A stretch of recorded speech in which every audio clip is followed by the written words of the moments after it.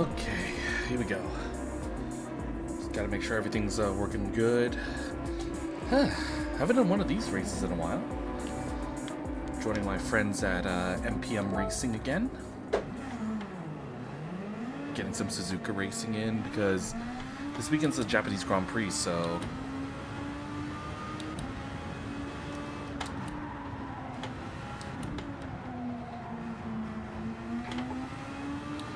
we're gonna get some pseudo F1 action. We're not in F1 cars, we're in Super Formulas. So it'll get the job done.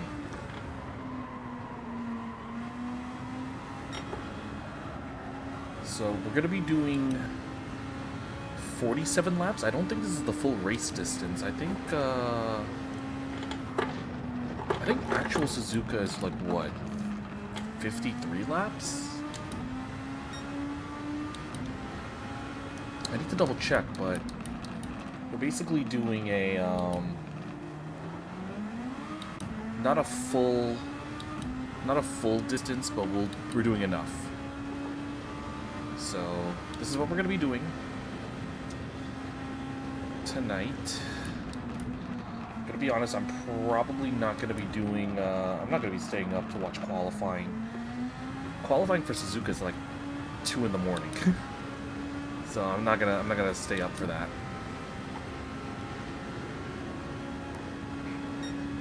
I will probably stay up tomorrow night though to watch it in watch the Grand Prix, because the Grand Prix starts at 1 a.m. So I'll stay up and watch that.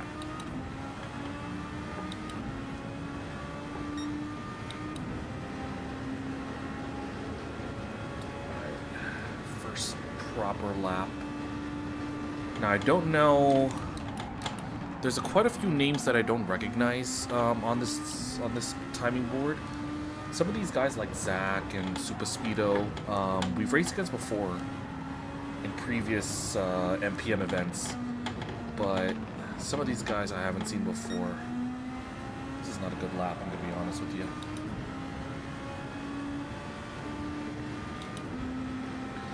Because truth be told, I have lost a bit of touch with Gran Turismo. I haven't been playing it in a while.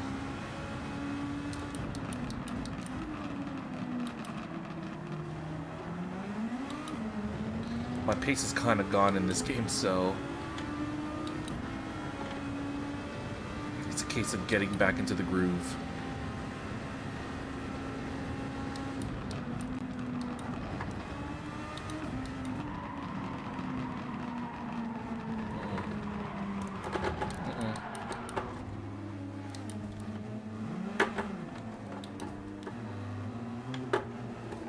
Stay on the side because somebody's coming through.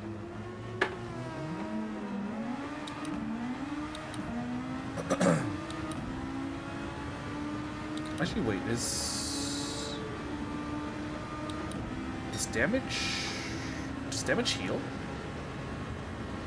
Hold on a sec. Important thing to note. Does damage heal itself?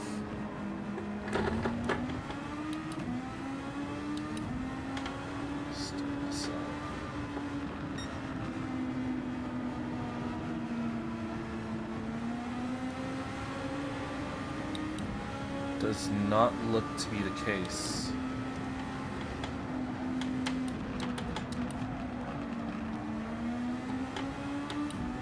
Alright. I'm gonna have to abandon this lap and go again. Ooh. Speedo. Let me just check the regulations for this. Okay, so 47 laps at Suzuka. Tire fuel is 1 time, so I can probably get away with at least a soft. Sorry,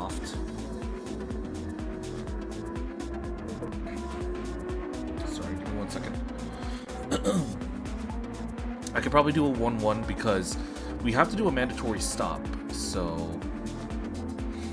all right.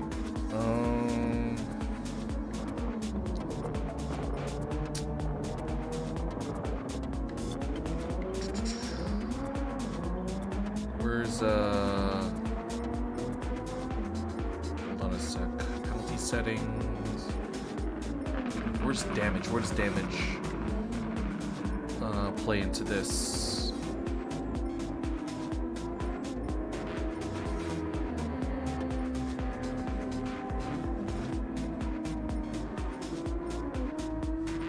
Does it mention damage at all?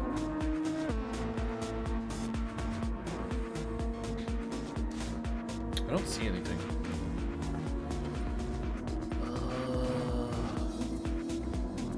Hard collision penalties, short penalties, no ghosting. Doesn't mention. Oh, mechanical damage. Here we go. Heavy. Mechanical damage is heavy. That means any damage that we take doesn't recover itself. So we got to go into the pits and repair it. So clean racing matters.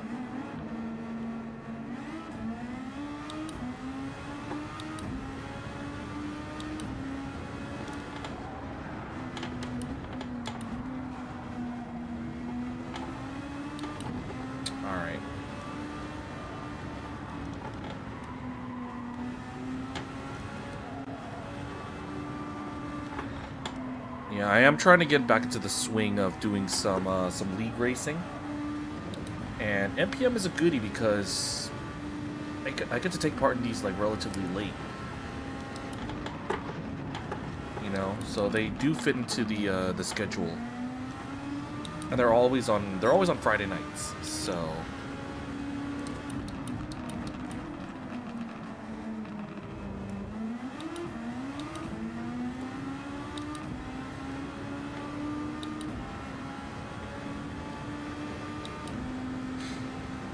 So the race, so the session itself is going to start at the top of the hour. So we got about 10 minutes to go.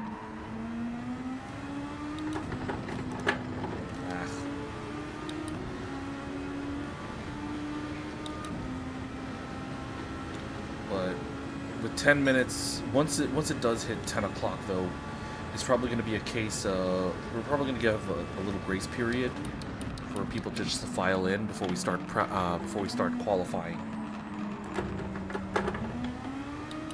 But also, not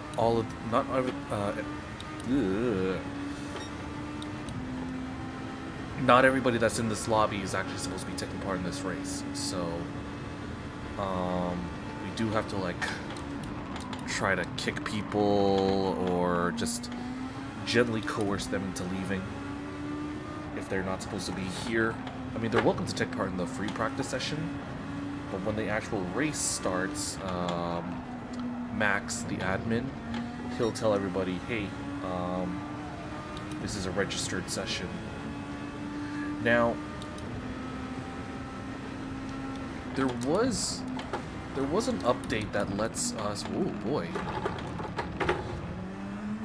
that was weird. That little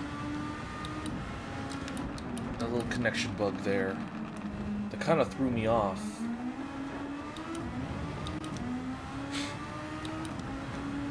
Well, what was I saying?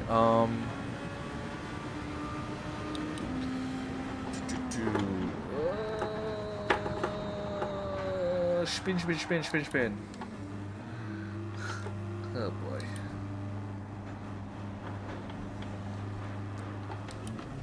What was I saying? There was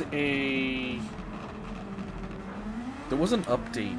I think it was the Spec 3 update that added passwords to lobbies, to private lobbies.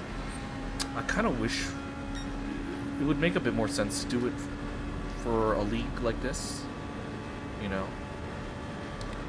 Don't get me wrong, we have a pretty good track record of people like not trying to force their way in. So it's no big deal.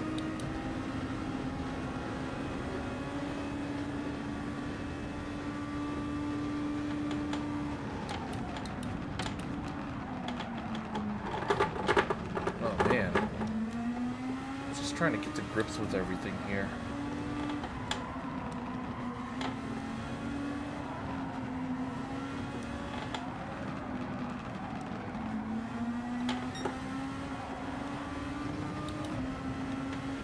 Gotta be careful. There's somebody right behind me. Oh, shoot. Yeah, I'm trying to think, like... I'm trying to test the limits of the car. I'm trying to test the limits of trying to get time. I'm trying to overdrive it a little bit.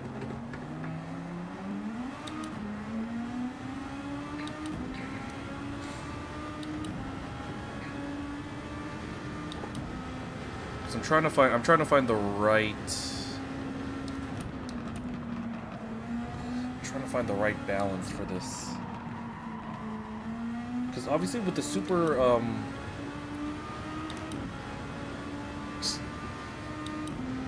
just go full send. Just go full send, that's all you gotta do. Trial and error. Now obviously you have your, Okay,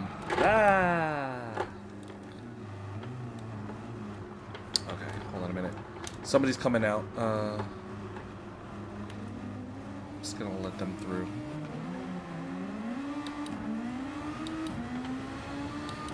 This is how you know you've been out away from Gran Turismo and for weeks.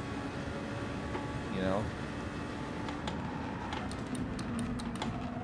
I've been out of the game for so long.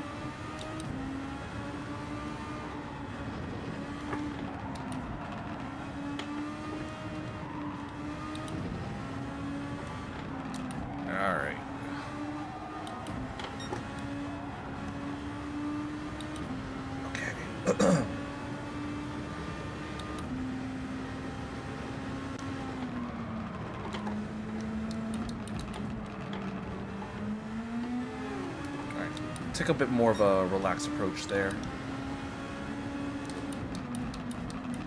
About 30 hours?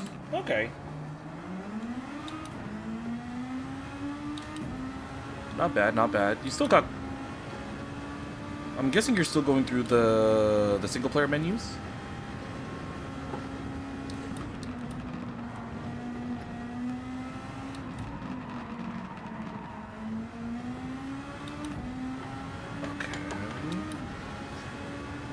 A little bit better. Let me see, where does the timing line put me at? 120. 11 and almost 12 seconds better than my last. Into Casio triangle.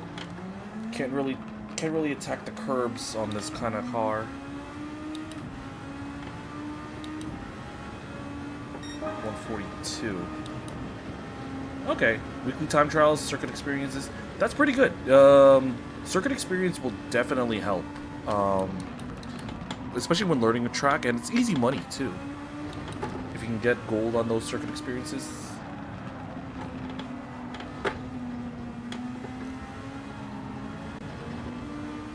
And yeah, I need to start doing more of the weekly time trials. You know, if you get gold on those, that's like...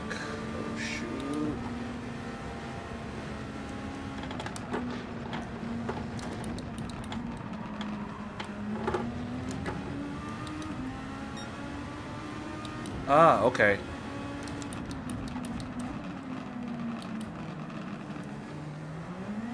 It's been so long since I've done the single player.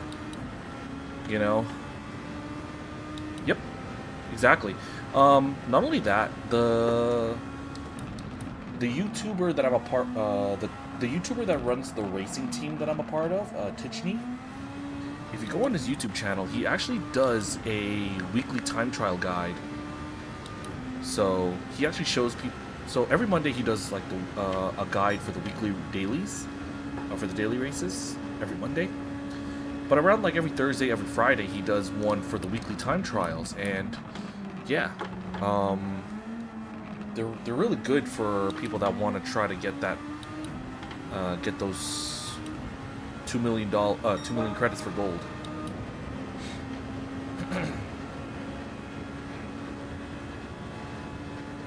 So, highly recommend giving those a look.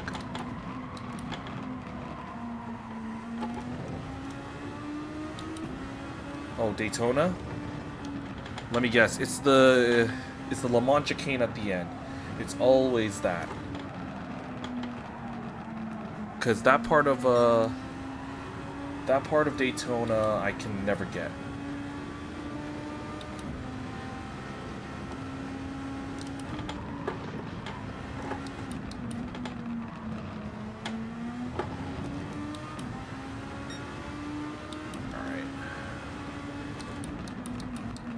Now, for this race, I am expecting to be a back marker. Yeah. It's a fun circuit, don't get me wrong. But it really does... It really can be tricky to get those golds.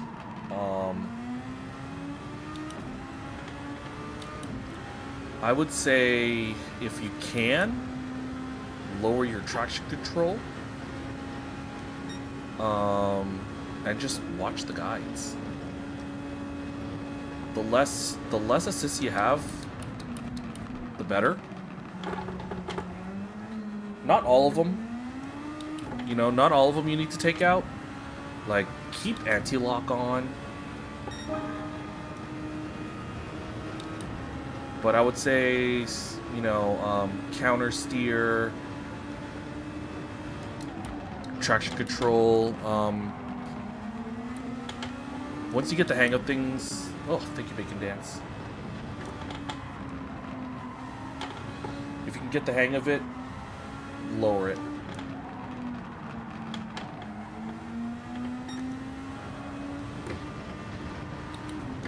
All right, I messed up there. I tried taking Dunlop flat out.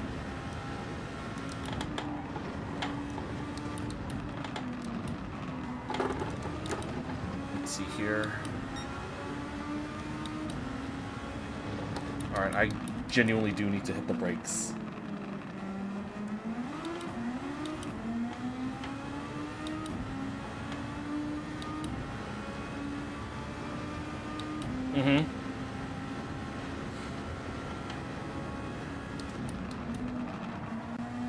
Like, for circuit experience, I don't think brake balance really makes much of a difference.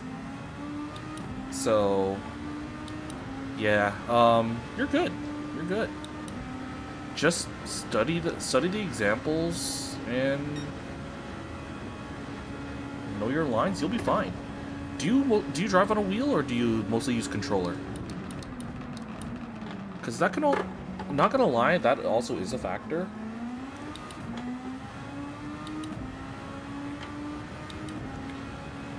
Oh, yes. Laguna Seca is always a goodie. And Gilles Villeneuve. Okay. I haven't really... You know, now that I think about it, I haven't really driven much of Gilles Villeneuve since it came out. Like, I've done quite a few races on Yas Marina, but I haven't done much on Montreal. Play mostly on controller. Okay, gotcha. I would say try to tinker with your sensitivity on that as well. Because I know controller steering isn't as smooth. You know, it does have its shortcomings. I'm not gonna tell you that like you need to invest heavily on a wheel, but it does make a difference. I can tell you that much. Yeah, okay. Sensitivity to max. Gotcha.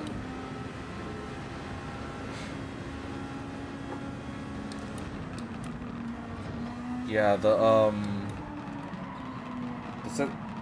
controller play can definitely make a difference on your speed. I know that for a fact. There's this one pro player. His name is Daniel Solis. He competes a lot in Gran Turismo World events, during the World Tour, but he actually made his name playing on controller. In fact, it was really for a while. It was only until the World Tour events that he drove on a wheel.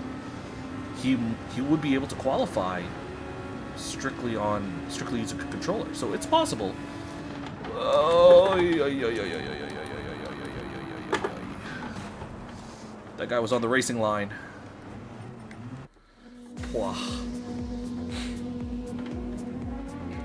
I really wish they would show blue flags for people coming out of the pits.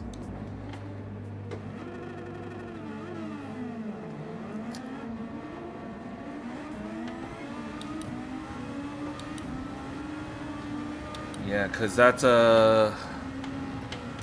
honestly, I could have been a little bit more careful with that, but yeah, in other games he would have been shown a blue flag. It's like, hey, there's a guy coming out of the, there's a guy in the main straights. Be careful when you come out of the pits. Stay out of the way. Yeah, totally fine. Getting a sim rig has been a lot more accessible nowadays. For context, my Logitech that I'm using right now, this G923, this will run you about like $300 now. It's been out for a couple years, this model, but it's still pretty good. This will last you like a good few years. I must have bought this out of like 2022, I want to say. And I bought this used as well. This is not brand new.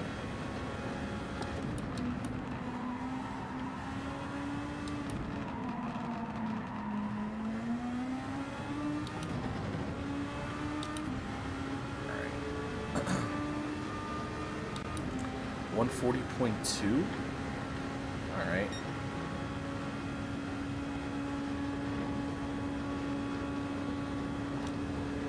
This is technically my first. This is my first event in this series. This is technically round 2. I wasn't feeling well when the opening round started. So the opening round was like a couple weeks ago and it was held in Australia. So it was on the weekend of the Australian Grand Prix.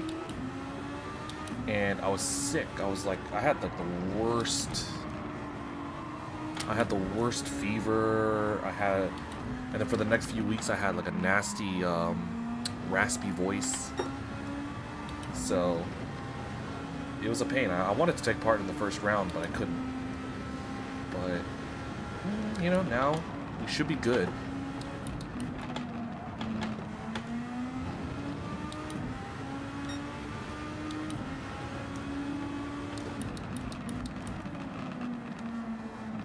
Controller. Okay. Not bad. Not bad. Good on you for that. You know, I'm not really much of a rally guy myself. I respect people who play rally games. It's not my cup of tea personally, but good on you for that. The thing is, for me, when I try to do rally events in Gran Turismo, at least in Gran Turismo, I find myself more comfortable using controller rather than my wheel for rally events. I don't know what it is.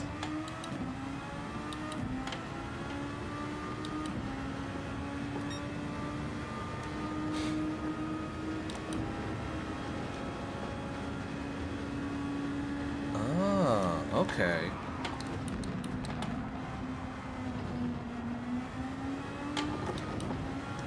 Gotcha. Alright. Mostly a road guy. Yeah, because I would say that the appeal for a lot of people is the dirt aspect. So I can understand that.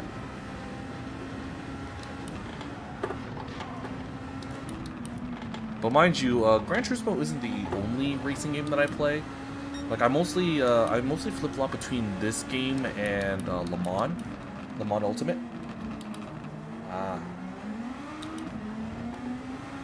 And I'm super excited for next week because we're getting an update for Le Mans. We're getting a new content pack, new patch. Barcelona is coming to that game. So curious to see how some of the additions they made. Yeah, they are working on it. They're actively working on it. Some of the patches that are some of the changes that are coming to next week's Le Mans Ultimate patch, they're foundational stuff because they're thinking like early next year they're gonna try to do console. So they kind of adjusted the framework so that way it'll be a little bit easier for them to port the game to consoles eventually.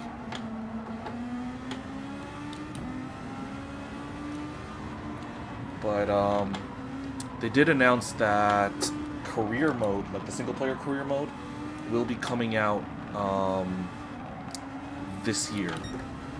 Which, don't get me wrong, I'm mostly interested in the interested in the multiplayer racing and the championships and all that. But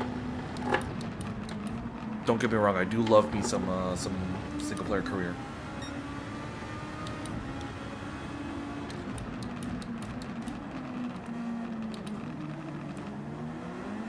Oh yeah. This yeah, the time trial is Suzuka based.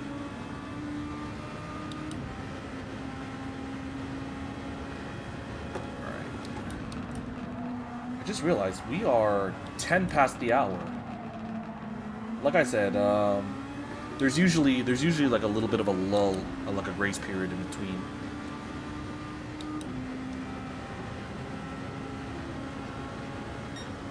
Okay, yeah, Road Atlanta with the touring cars. Yeah, funny enough,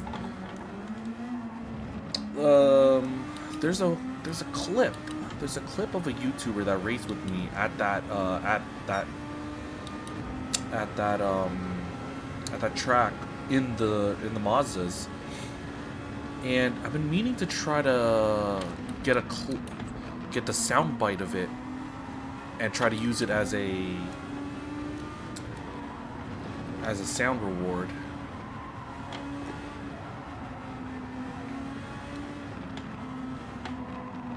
I don't know what it is. I'm not really a fan. I'm not really a fan of Road Atlanta. It's a good track, don't get me wrong, but for me, I'm just like, eh.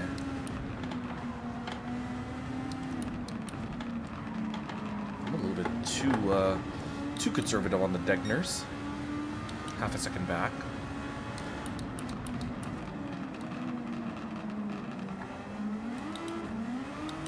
Your top three in this game is Laguna, Atlanta, Villeneuve. For me, it would be Fuji. Fuji is one of my best tracks. I'd say Watkins Glen. Oh. And I would also say Saint Croix. But Saint Croix we don't really drive that often. Because of how rare it is and is how uncommon it is. When we have it, I just seem to do a lot better with it. Cause the last time we did Saint Croix as a race in the Nations Cup, I actually won it. So, what's one track that I love that isn't in the game that I wish it was? Shoot. I would say, for me, I would say Indianapolis. It's probably Sebring and Silverstone.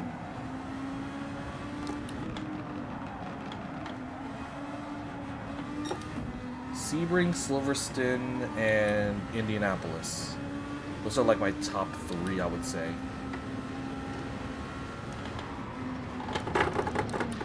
Uh-oh. I went a little bit too crazy. Alright. Actually, hold on a minute. I gotta check something. Bear with me.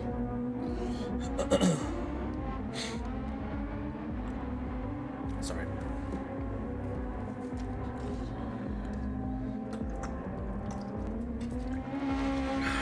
Yep. Oh, I forgot to add the little widget for it. I do have a sponsorship for Zenless Zone Zero. street circuit.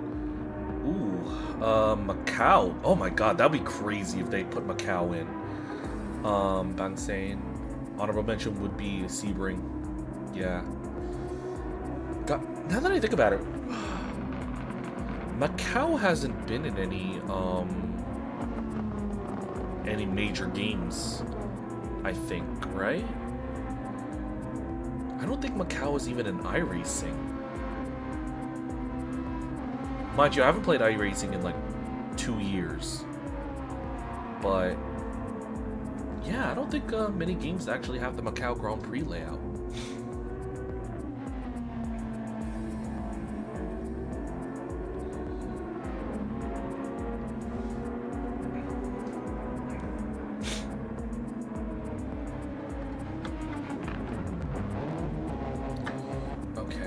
Anyway,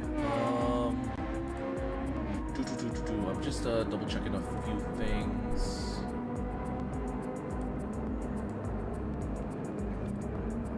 Thunderhill. Oh, VIR, Virginia. That would be a good. That'd make a good choice. That'd be a good choice. Let me see. Obviously, you know, when people think about like Grand Prix layouts, yeah, like Silverstone. Now, the rumor is that they've already done like Motegi, Mobility Resort Motegi. That would be a good shout because the amount of layouts that Motegi has, both the oval, the twin ring, like the short mini layout, the full circuit. That would be a good shout to add, especially when you consider that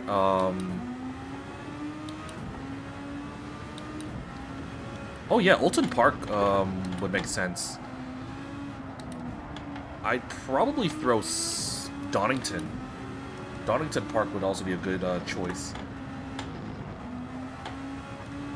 I'm not really a big fan of Snetterton though, so. But Snetterton could be an opportunity. But yeah, Alton Park would make sense.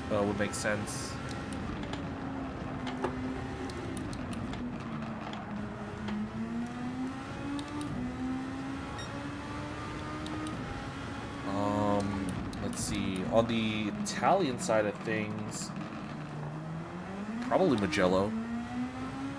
Mugello would make sense.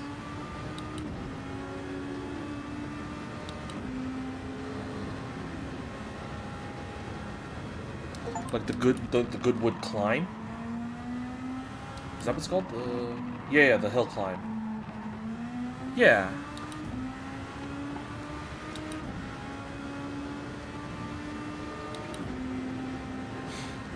And shoot, what was the Pikes Peak? Pikes Peak should also be a shout if we're gonna go down that route. I was like, what was the hill climb that the Escudo was for? It was Pikes Peak.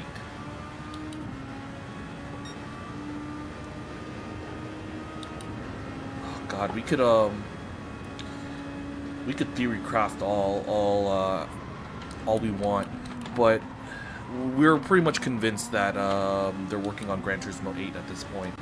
It's in active development. I get the feeling. I know there was a hiring call. There were some job listings for Polyphony about a month or two ago, and so all signs point to GT8 being in active development.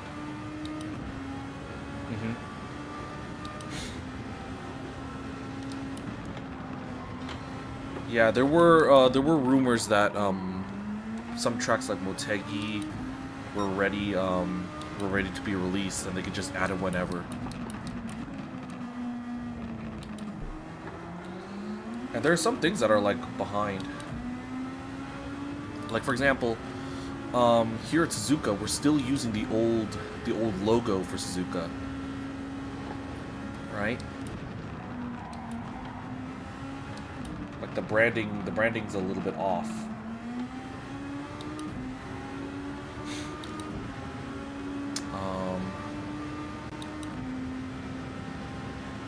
probably, in terms of other tracks, I'd probably throw in something like Portimao and Sepang. Oh my god, Sepang would be great if we got Sepang.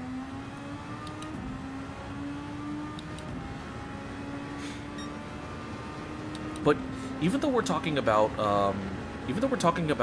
real world tracks, as a Gran Turismo fan, I do want to see some of the old fictional circuits return, like Autumn Ring. I'd like to see Autumn Ring come back. I'd like to see Special Stage, Route 5, like some of those old tracks. Those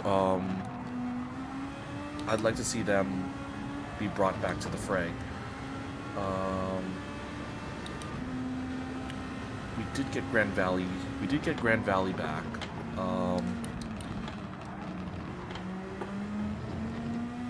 Let's see. What am I thinking about? Midfield Raceway. That could be like a good daily race A sort of track. You know, for road cars or slower machinery. Adelaide. Oh my God. Adelaide would be a fun one. Uh-oh.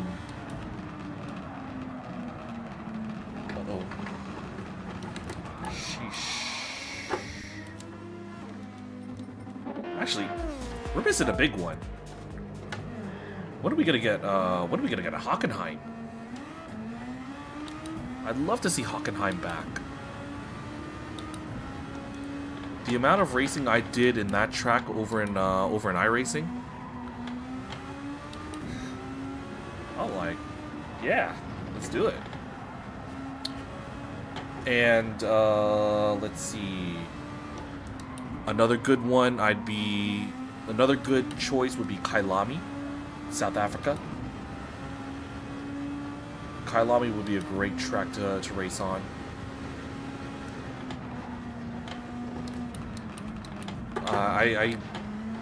I got a lot of good racing over in Kailami back when I played a lot of Assetto Corsa.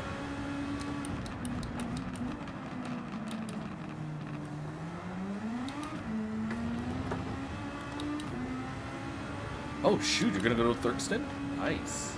Oh, Thruxton? Sorry. That's awesome.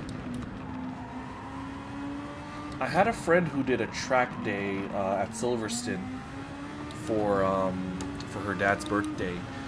I think they all let him drive Porsche Cup cars. That was a fun little thing that she was able to treat him to.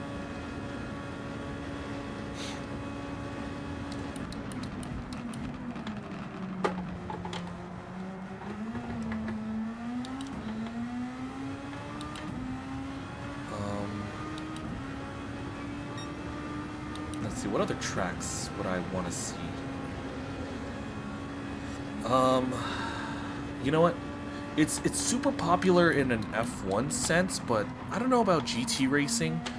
But Istanbul Park, if it got Turkey represented, that would be a good get. I know they kind of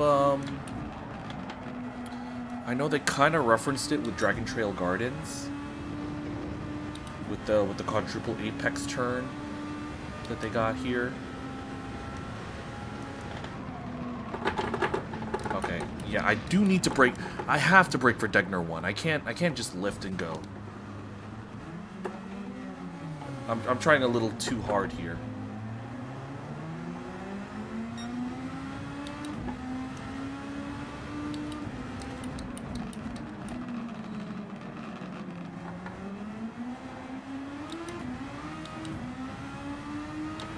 Okay. Yeah, I mean, Caymans aren't too bad. Yeah. I'm driving distracted right now.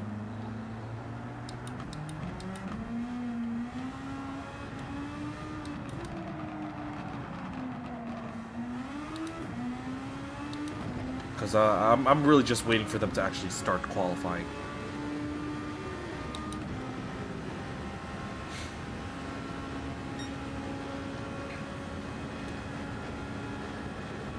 think it might be a case of hold on, I'm gonna go into the pits and I'm gonna go into the pits and no, we're just gonna go down. Just check let me just check the MPM Discord to see if anybody's like missing about.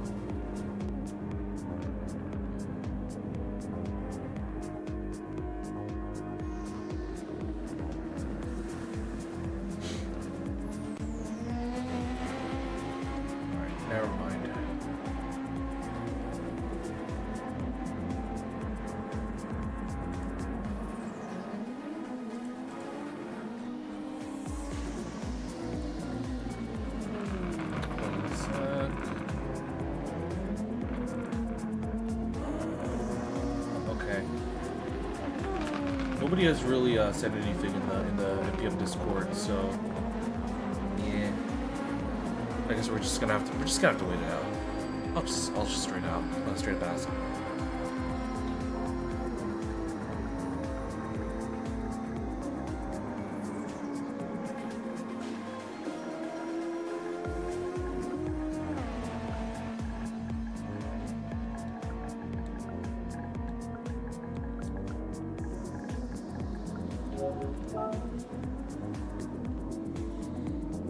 Yeah, because there's usually they usually give like a little bit of a grace period for people that are still filing in.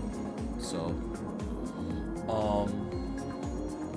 what I might consider doing is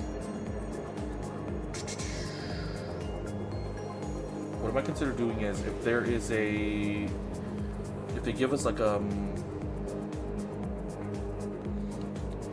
if they give us a start time, I might just do an ad break in between, so that way during the actual race itself we're not going to have any interruptions. So that's kind of what I want to do.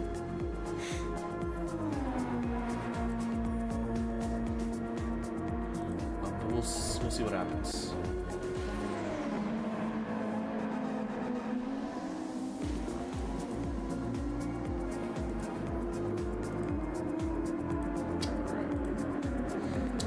Favorite GT3 look-wise? Shoot. Honestly, it used to be the Honda NSX, but it's been discontinued, so I don't really think I can count that anymore. In terms of current gen, I have a soft spot for the Ferrari 296. I have a soft spot for it. Big fan of the Z4. Z4 was a good child. I remember seeing that all out and about. McLaren is probably it's up there. The 720 is a pretty good car. I like driving it. Especially when I play like Le Mans Ultimate. The McLaren has always been a very stable car for me.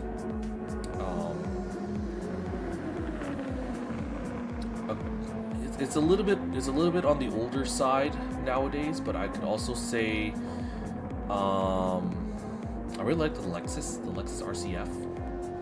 I'm kind of hoping that either Lexus or Toyota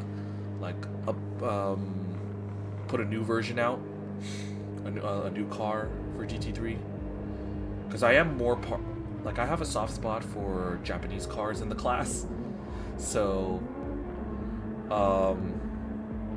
back in the heyday of ACC, I would always go with the Honda. I would always go with the Nissan.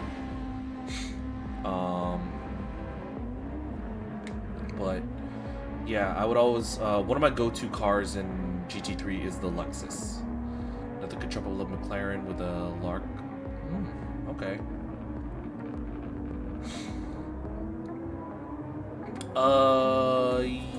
Yes, I think it finished P4. The Lexus has always been strong in like the Vassar Sullivan Lexus, the one that's the default livery here in GT7. It's always that Vassar Sullivan has always been strong in IMSA with the Lexus. We do have it in World Endurance. It's run by a team called Akotis. Yeah, they're a good. Yeah, the Lexus RCF, even though it came out in like 2016, 2018, it's still pretty good. You know, it's had the staying power, which is kind of unheard of when you think of GT3s, because obviously car makers will do like an Evo kit for like a new iteration of that car, but typically they will update the car or just put a brand new one. Even now, like we finally have a new Lamborghini. They finally retired the Huracan, and now we got the Temerario. You know, I haven't really been keeping up with it, but from what I heard, the Temerario was pretty okay.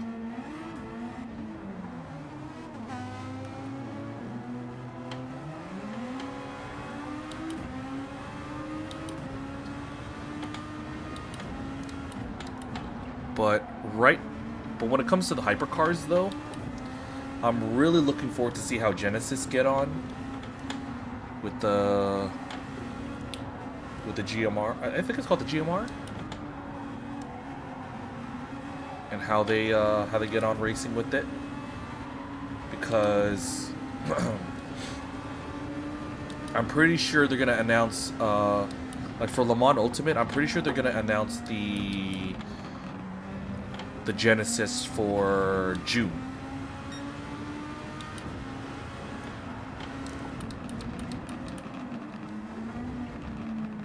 Yeah.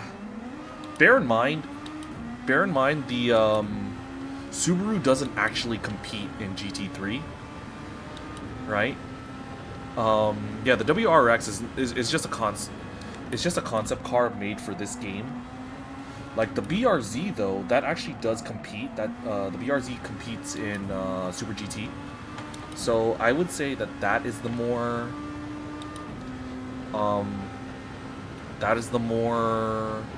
accurate thing to look at when it comes to GT3s.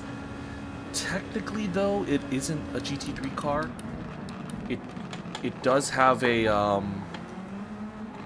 it does compete against proper GT3 cars in Japan, but it doesn't 100% follow GT3 spec. So calling it a car in that class is a bit of a stretch.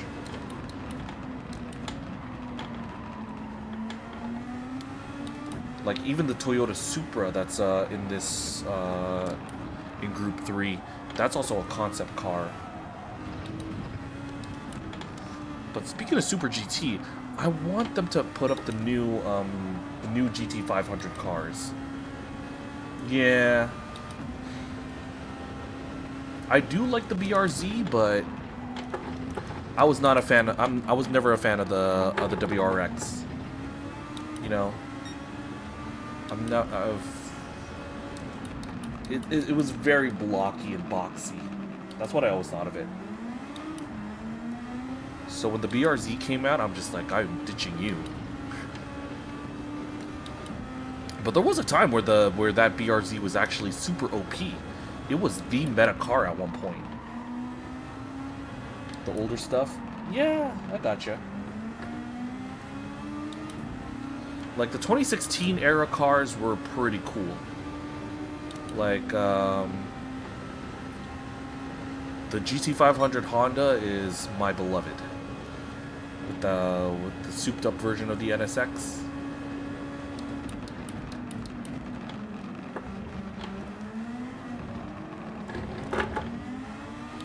Alright, there's a guy on my inside.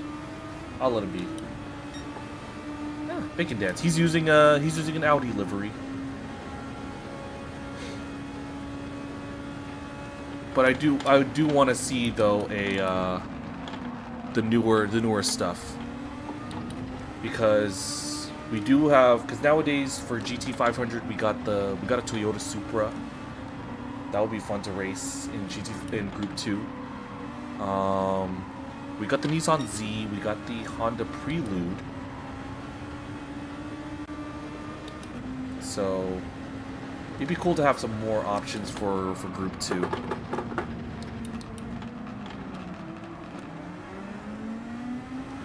You know, I need to adjust my my chat bot. My dubby ads are a little bit too are showing up a little too often. You know? I should probably change that. It was like it was done automatically. I need to maybe have a trigger like 10 lines rather than 5.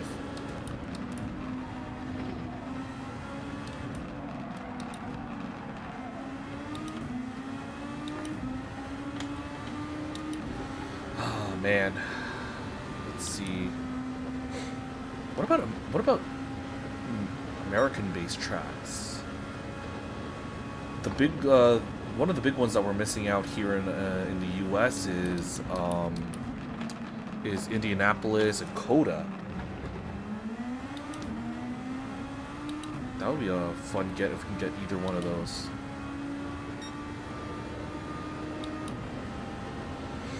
Also, there are some. Yeah, Coda would be great. I'm also thinking about tracks that have been in.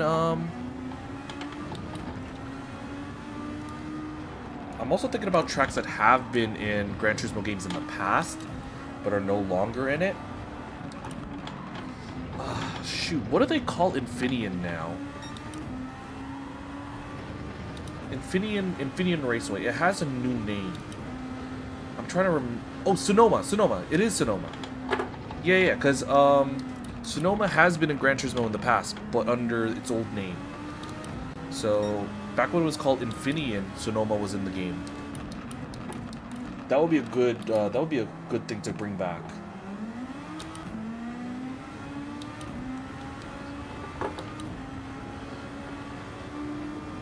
Hey, yeah.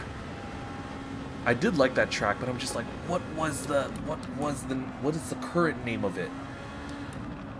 Because Infineon was a company, and then obviously when that sponsorship expired, it had to be renamed.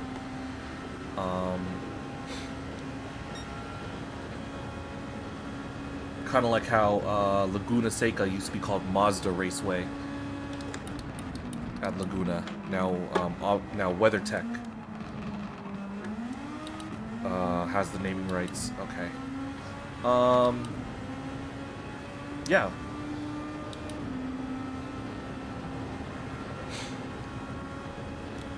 Now I'm pretty sure they're not going to be able to do the old street tracks that were in GT4, like the Seattle one, the New York, Tokyo. Because of the way they do the way they scan tracks nowadays, it'll be probably tough to do. It'd be really tough to do street tracks. You know, with the new technology that they do.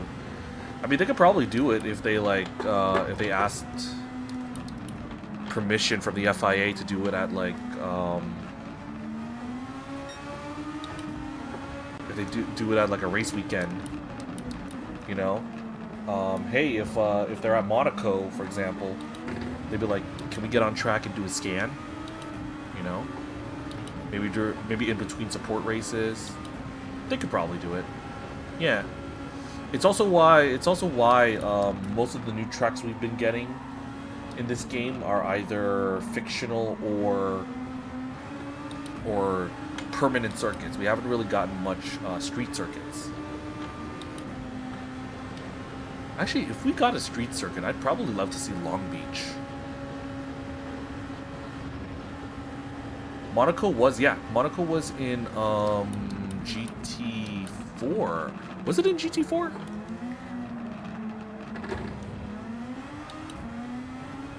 I'm pretty sure it was.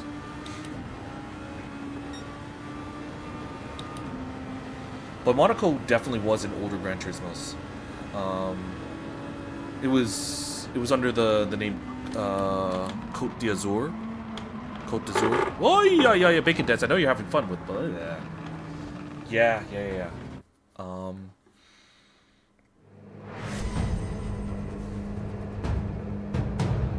Okay, so qualifying time.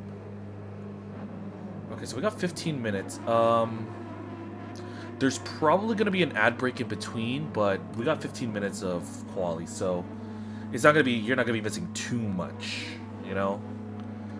So I will probably step aside after the session, because we usually get like a 5-minute break to just like use the bathroom, go drink, do whatever you need to do.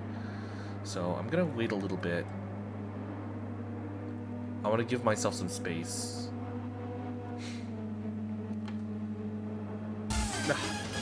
Thank you for the follow, by the way, Lana. Much appreciated. All right.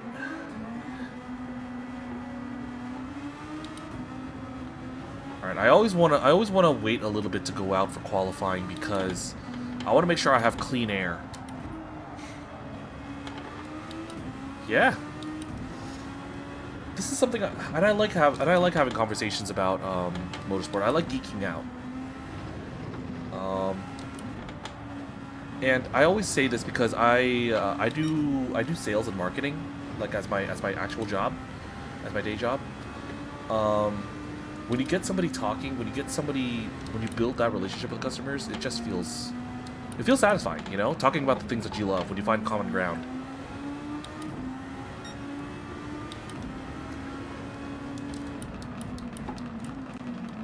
All right, that was a little bit too lackadaisical on that. See, yeah. Oh, trust me, when I sign up customers for cell phones, shoot, when you build that relationship, you will be there for a while. I have eaten dinner with customers because we built that rapport.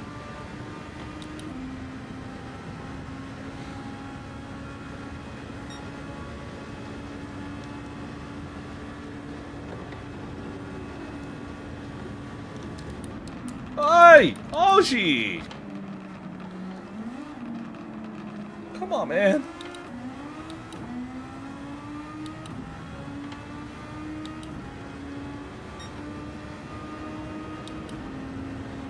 Right in front of the Casio triangle.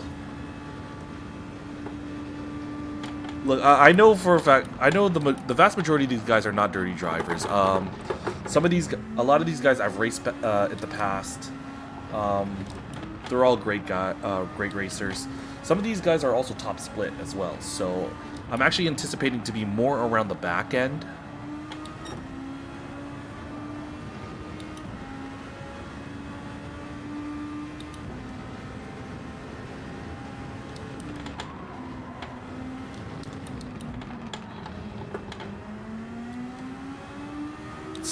Right? Look, I know some people are like, hey, I wanna get that toe.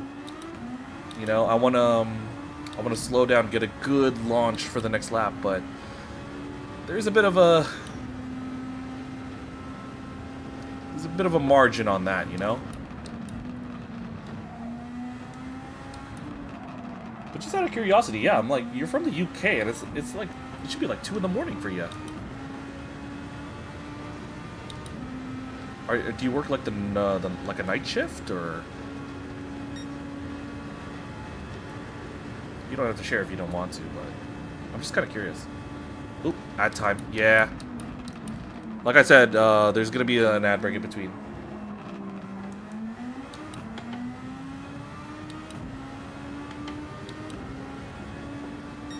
Oop, I goofed up on that one, so.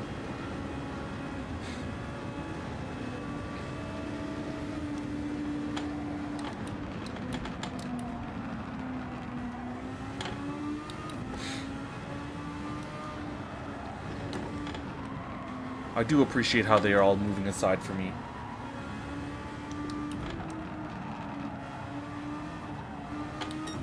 If there's one thing I do wish, stewarding-wise, that they add for Gran Turismo 8, like, it's a blue flag. It's a blue flag indicator when there's outlaps during qualifying sessions. You know?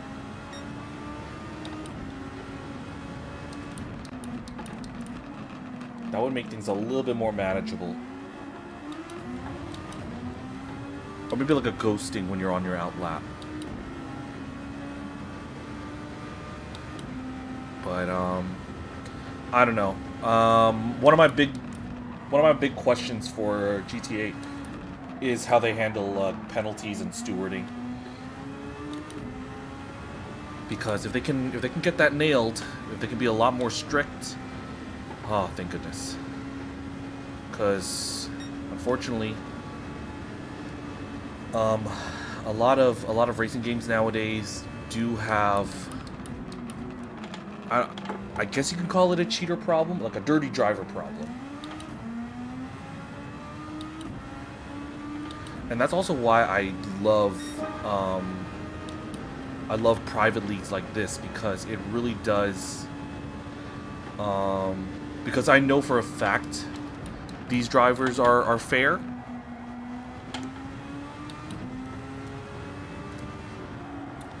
But I can still race hard against them. And any like incidents we have, we can always like look at it together in good faith. You know? Because some drivers online are absolute bandits. And I have seen oh boy, this is not gonna be good. Okay. I have seen incidents where somebody gets punted out and they get the penalty, not the offending party. Yeah. Exactly, right? But also, I used to be super annoyed by the concept of a no-fault system. But over time, I've kind of warmed up to it, particularly playing games like Le Mans Ultimate and iRacing. You know? Because now if, let's say that somebody gets in, you know, because like an incident point system, I really wish that we would have that. I would not mind that. You know, if you have enough incident points, you're gonna get a penalty, or like a drive-through, or you're just gonna be black flagged. You know. And something I do wish that they add for a future game, which they kind of already do in Gran Turismo 7, but it's just not for the general player base to use, is manual stewarding. Like for example, if you have if you're doing like a private lobby, you can act as a steward and manually give penalties. You know, because if you watch the Gran Turismo World Tour, like the pros race, they actually have manual stewards. So they still gotta go through the penalty line like they would in normal races. But they could have actual stewards. Now it's probably gonna be too cumbersome to do for like a daily race or like the Manufacturers Cup or the Nations Cup. But if you're doing like private leagues, that could be a fun little option.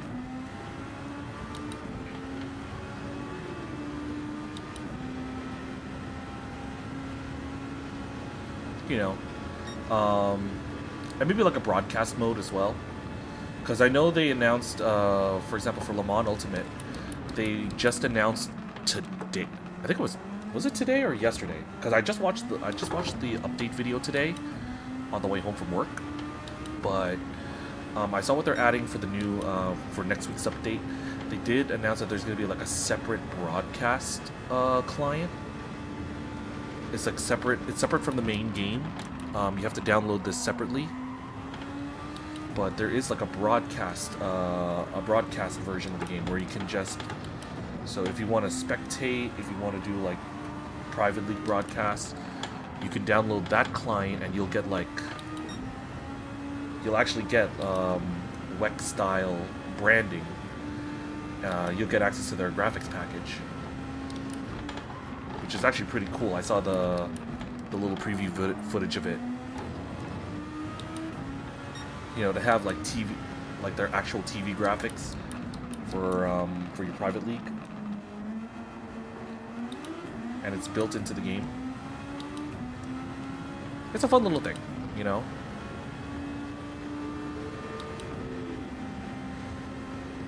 Because for better or for worse, Gran Turismo has leaned into the more the esports side of things, you know, the multiplayer side of things,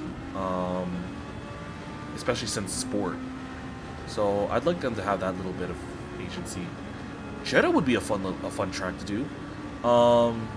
Shoot, I'd throw Bahrain in.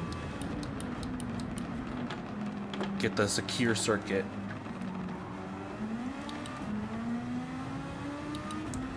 I think over time, people have decided, yeah, Bahrain would be a great track to do. I'm not so sure about like a track like Qatar. Jury's kind of still out on that. I have still yet to do an actual race at Qatar in any race. I know we have it as a daily race over in Le Mans Ultimate this week, but I'm like, do I even want to take part in that? I've yet to learn the layout.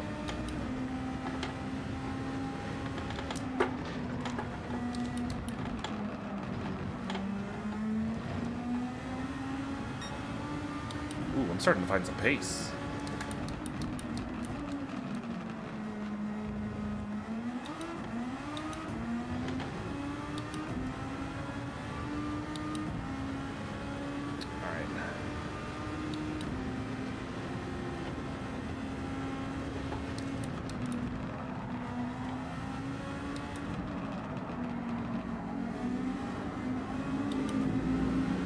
I could have taken the second part of Spoon a lot better. What are we looking at? What's our margin? A second better. Nice. I'm just like turning my brain off and just driving. And I'm starting to get better. Oh, there was like a little bit of wonkiness with the connection there. 138.7? Nice. Yeah, I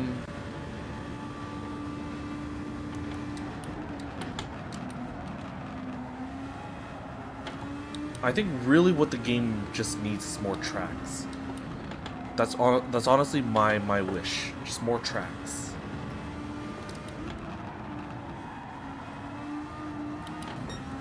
Obviously, we'll with like licensing and stuff like that, we'll get more.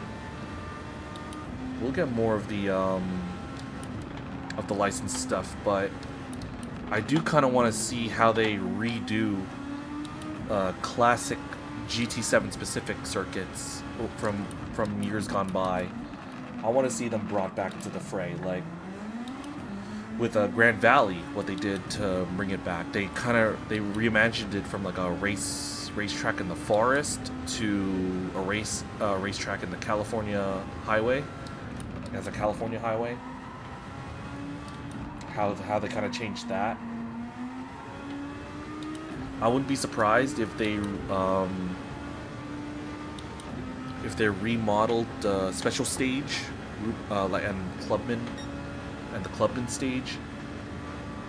I wouldn't be surprised if they would end up like redoing them as an extension to Tokyo Expressway, rather. Technically treated as like an alternate layout. Oh, so close. Alright, I'm near the back for this one.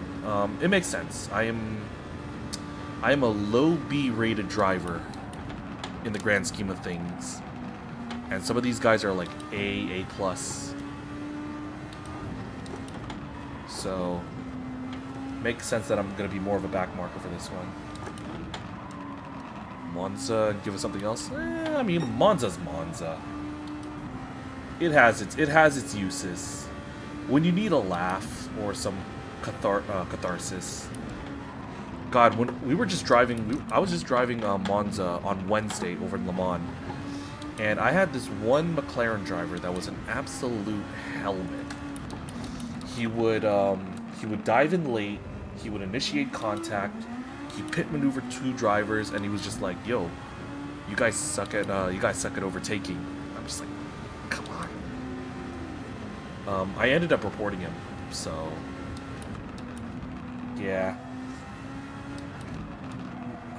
Like, turn 1, lap 1 is always the stuff of legend. So, I mean, you know what? Lost in all the shuffle, we completely forgot about Imola. How do we not talk about Imola in terms of tracks to bring in?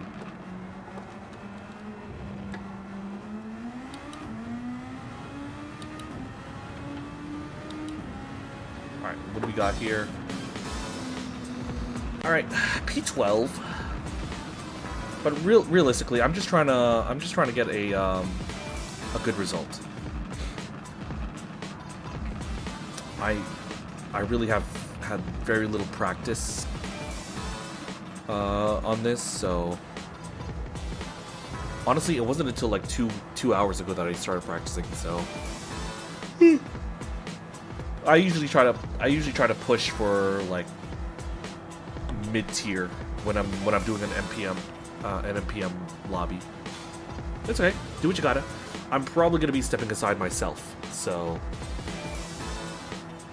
yeah, because we got about like 90 seconds of quality time left. I'm probably gonna go like step aside. I'm gonna go make some. I'm gonna go make some energy drink, and I'll be right back. Okay.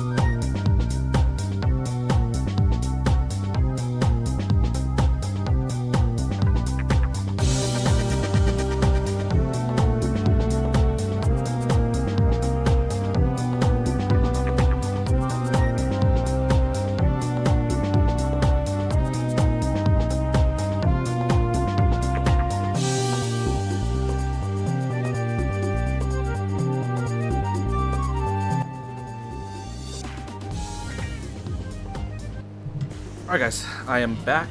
12 position. Alright, so 47 laps. I'm just gonna hit the snooze button like crazy right now. Okay, so we got 58 minutes until the next ad break. We got an hour. 47. All right. So, all right. So we do have to do a required tire type change. So we got to do 2 separate compounds.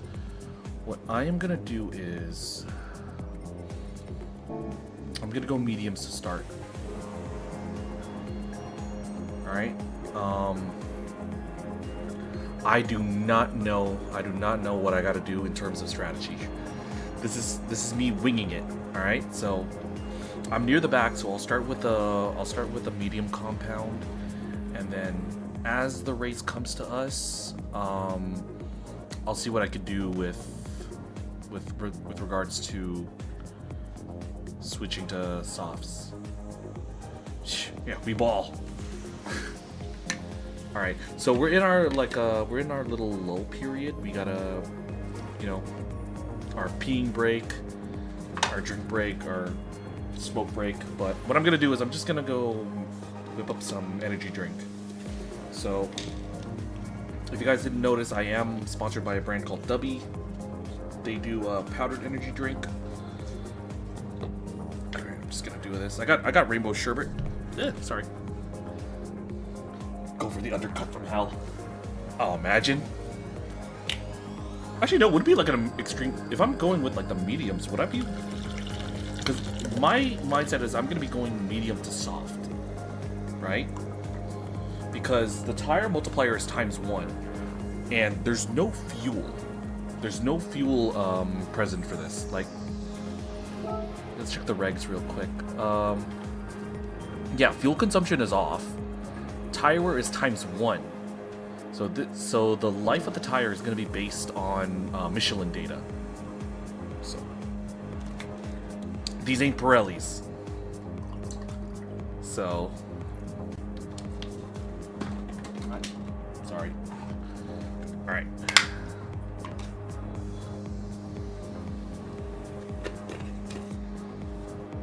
Let me just shake this real quick. This is really good, by the way. The rainbow sherbet. I didn't pick this out because when Dubby reached out to me to become a brand ambassador, they were just like, "We'll give you a free tub," but it was like it was a mystery flavor. So I'm just like, okay, sure, why not? And they gave me rainbow sherbet, and it has a really good berry taste to it. So, you know, I'm probably gonna buy like their blood orange next. So if you guys want to try it, it's 10% off with my code. So, and I believe they ship worldwide, not just the United States. So, all right. Anyway, let me just review the race while we're on the way. So we are going to be doing a 47 lap race. I think that's full race distance. Actually, hold on a minute. I was supposed to be checking this. I was supposed to check this. All right, give me 1 second. Sorry, I'm gonna move my microphone.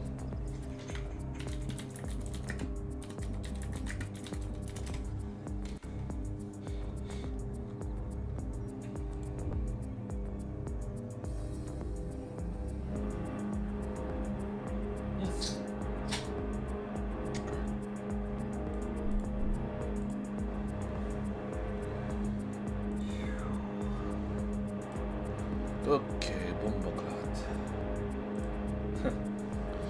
all right. Anyway, so this is not full distance. The actual Grand Prix itself is 53 laps. So I guess we're like 90% race distance, 80-90%.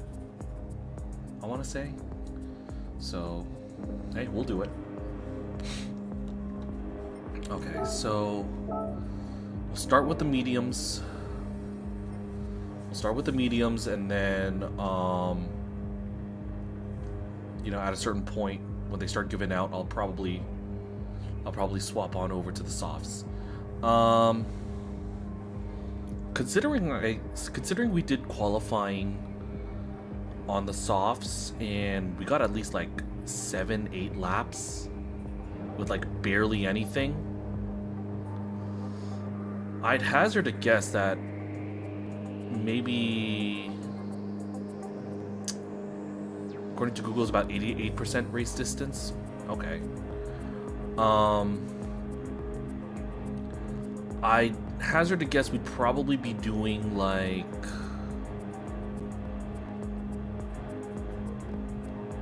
15, 16 laps, so maybe after the end of lap 30. Oh shoot, hold on a minute, let me get a tissue.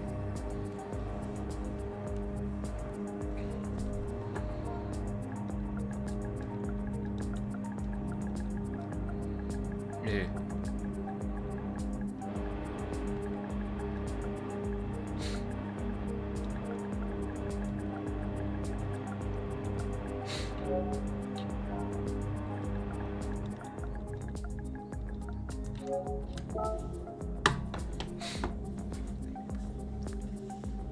Whew. Okay, we got a couple of. We have another Jersey boy here. Awesome, awesome.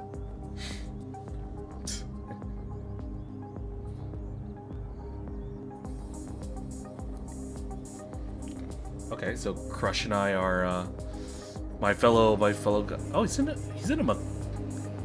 the old West McLaren. Okay.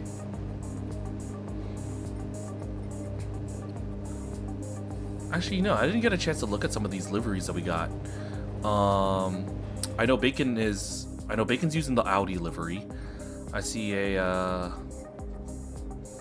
we got this year's Ferrari. We got, looks like a BMW Williams. We got another 2026 Ferrari. We got the West McLaren.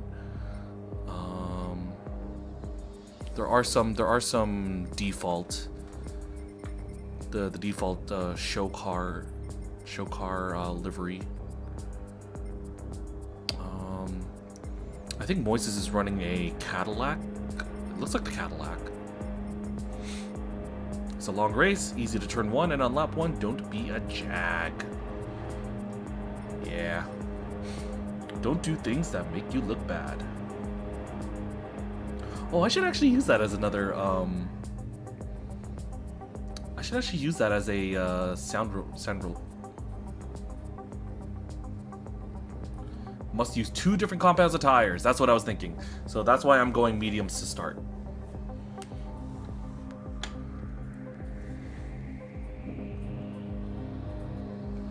I don't know what the penalty is for not doing it. Because if you do if you do Nations Cup or Manufacturers Cup and you don't follow the race regs, you get like a 3-minute penalty. So I wonder what they set the penalty for this one. I don't know if that's something you can even set. Alright, but here we go.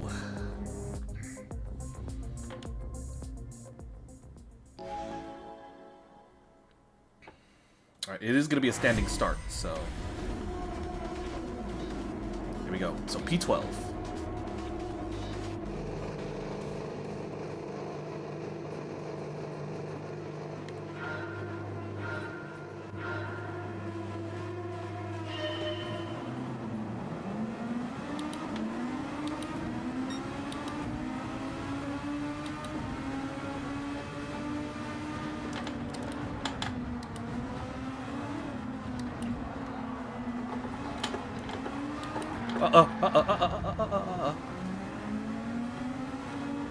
Incidental contact.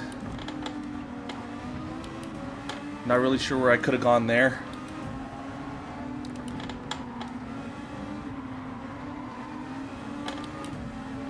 So in all of that, I didn't gain, but I didn't lose.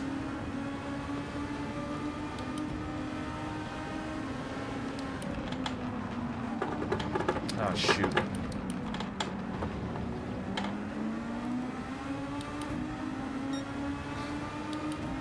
Yeah. Leave me alone, I know what to do. To quote our favorite Finn. I think when the race starts to settle in, though, we could talk a little bit more. But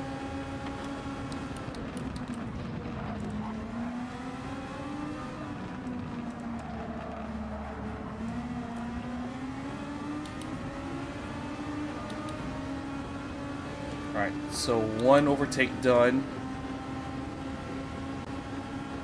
Do I have the run going into 130R? Yeah, I do.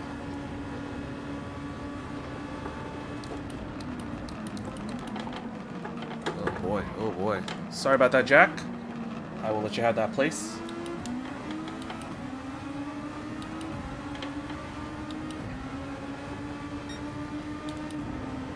Now, one thing I do need to bear in mind is I have, since we're in Super Formulas, we do have an overtake button.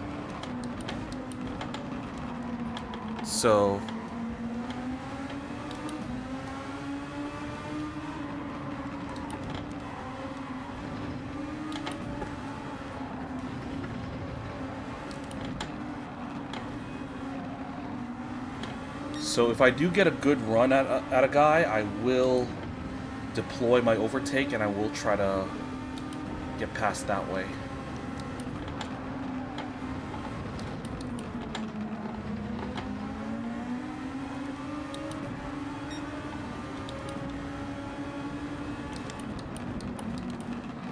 Now, I also don't know what compound everybody's using.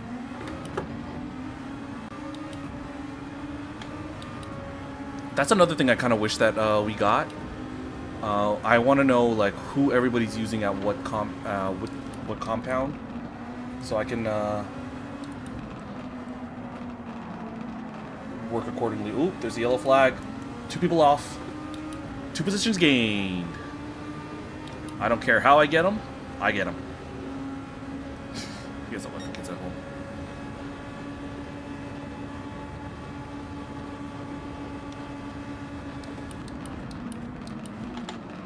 Uh-oh. He's gone deep. Resave jointly, my friend. Oh. Bacon dance in the pits. I'm willing to bet that's damage related. Because he's a top split driver, I know that. And you wouldn't be switching off the softs this early.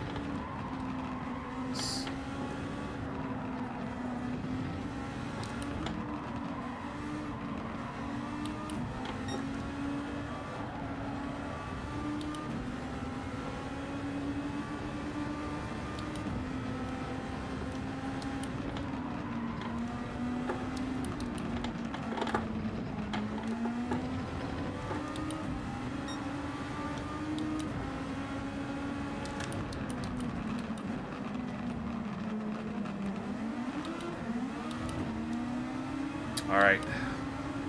We're chasing P7. Everyone poos. That they do.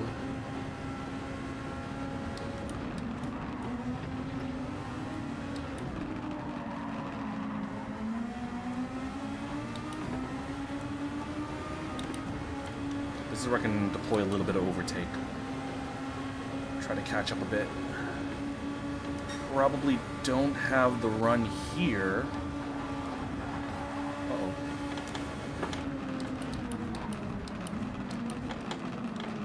Uh-oh. Kind of was a little unsure of myself there.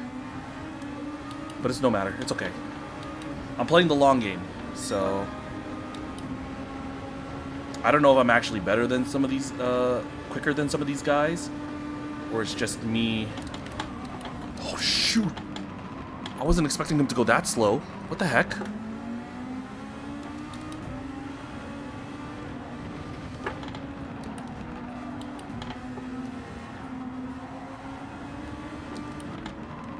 Like I said, I really don't know if it's a case of my actual pace being the case, or it's just a case of the tires. So just gonna weather this early storm, and it's still kind of early on.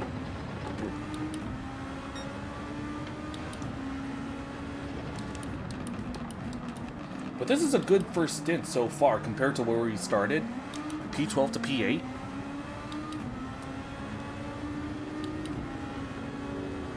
For my first league race in God knows how many months.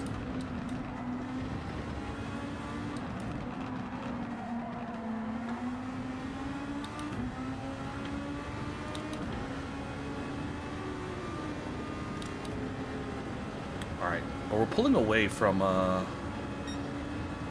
driver behind. We're almost 3 seconds, almost 3 seconds. I mean, it's good that it's good to chase the cars ahead, but I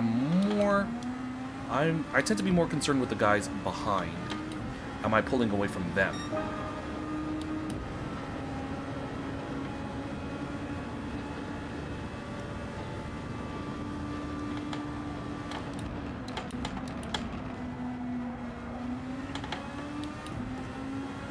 All right, just settle into a rhythm. Let the race come to me, because when it comes to sim racing, sometimes you win by doing nothing. Just have a solid race, no incidents, stay out of trouble, and you'll be fine. See, I got clean air now. I'm on track for a 140. Oh.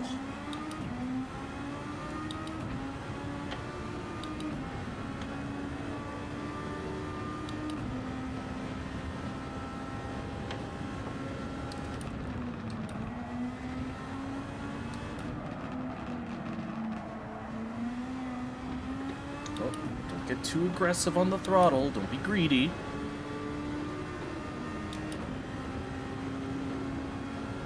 All right, 4.4. Looking at a personal best, we're looking at,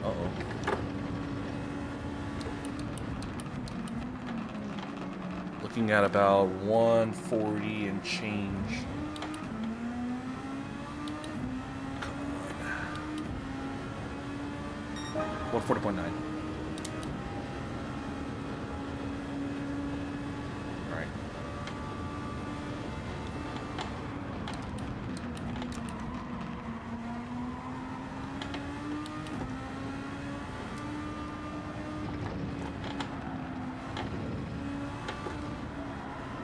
And I can rev this car out too.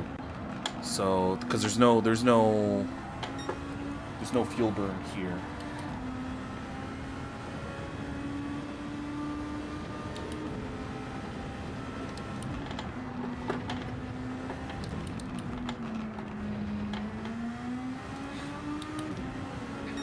All right. Whew. Okay. It's a little bit awkward right now for me, because so it's the middle of it's still the early part of spring, right? Now my body is starting to is trying to adjust from winter to spring. So I have this, and this I know this is normal for a lot of people too, but my body's adjusting from one weather to another. I tend to get nosebleeds a lot, and I feel like one is starting, and I feel like a little sniffly on one nostril, and I'm like, this is not ideal.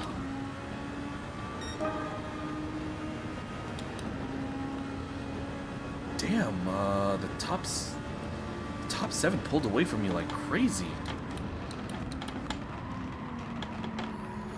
The guy's now like almost 9 seconds. He must be on softs. That's my only theory. He must be on softs for him to pull away from me that quick.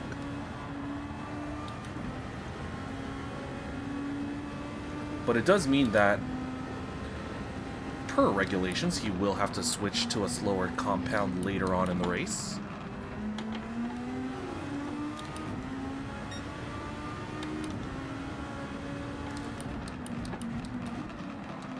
I still have...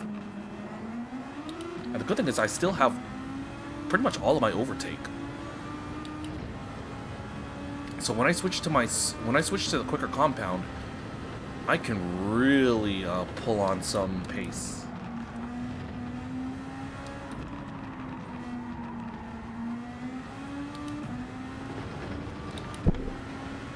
All right. What am I looking at? I think I'm pulling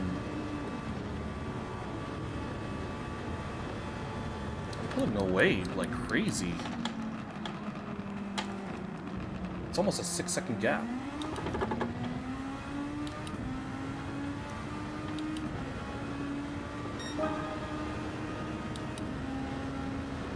All right, 10.7 to the car ahead.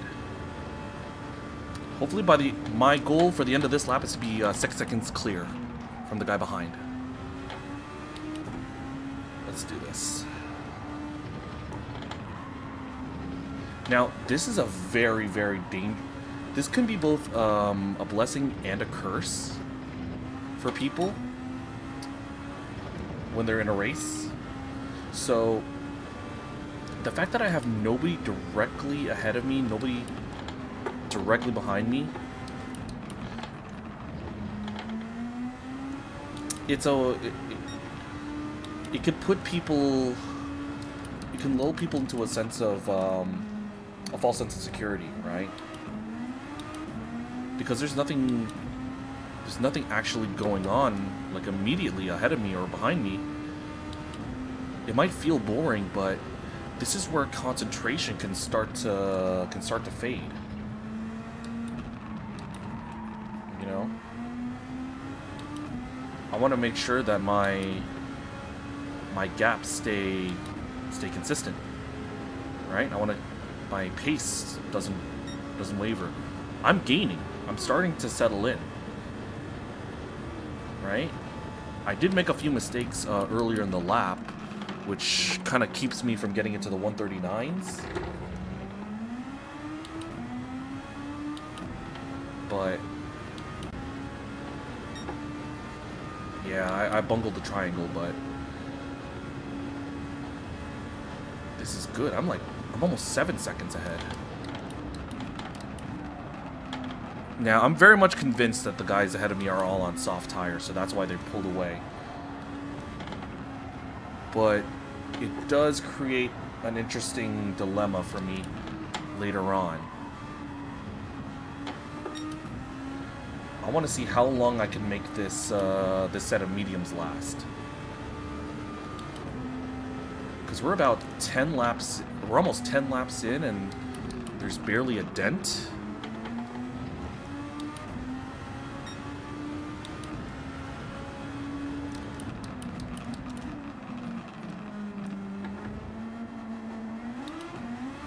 About halfway through, I'm gonna have to really consider pitting. I think that's gonna be around like lap 26. My initial plan was lap 30.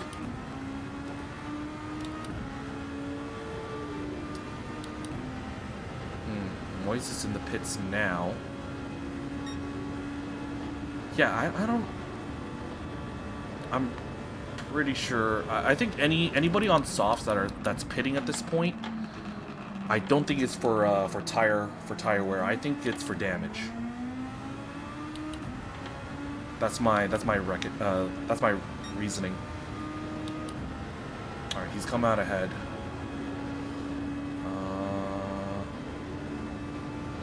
Oh, he's got a penalty.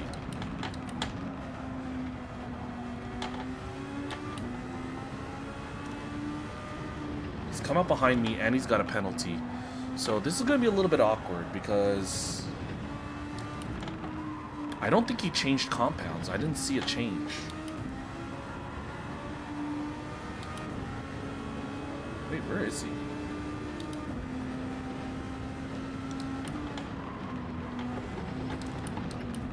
He's not chasing me.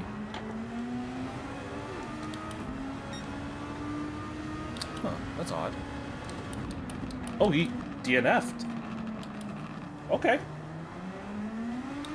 Like I said, I'll climb.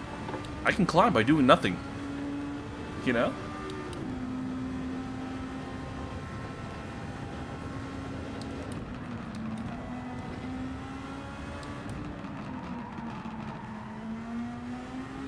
Now here's my thing. I don't believe we have any rain.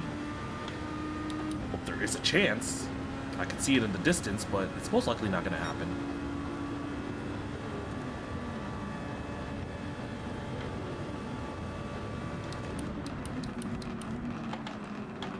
Alright, so we got only 13 cars left.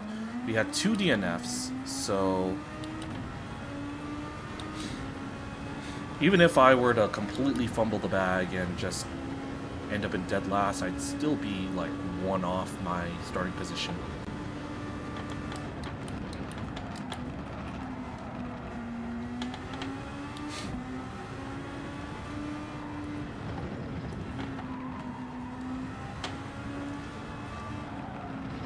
Yeah, I think around like lap 20, around lap 20 to 25, I'm gonna consider pitting for softs, because these mediums are looking pretty sturdy at the moment.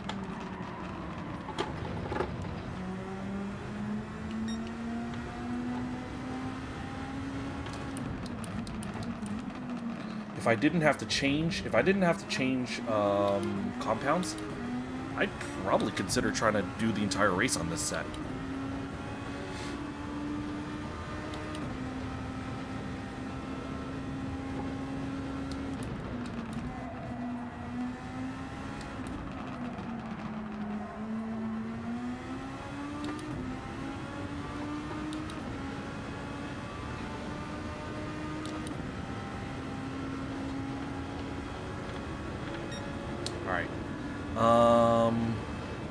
Looks like Orca, the Saudi driver, has now become my chaser. Uh-oh. I can't get careless. Let's see what pace they have.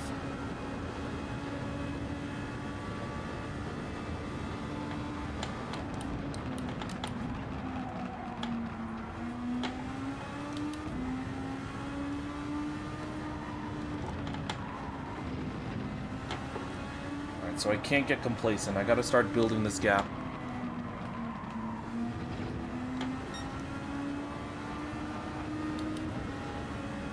Alright, just trust the downforce. Alright, we got another DNF. Crush, unfortunately, has passed. I was about to say passed away. He has moved on from this lobby. For one reason or another. Orca's coming at me like crazy, wow.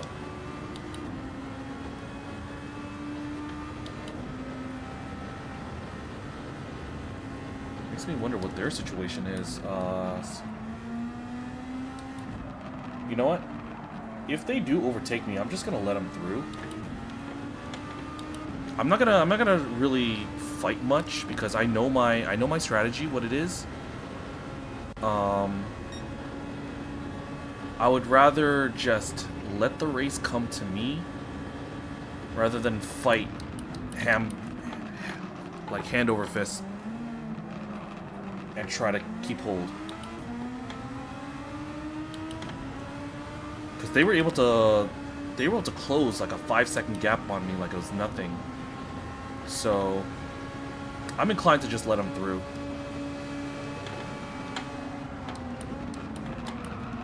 Because it really will be like the second half of the race where things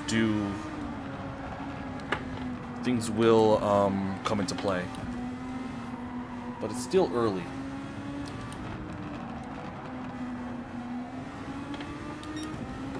Uh-oh. Oh shoot. That is a case of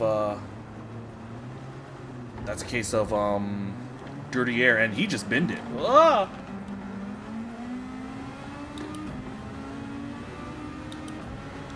Wow, I wasn't expecting dirty air to be that strong. Oh, shoot. Oh. Alright. Let's settle in now.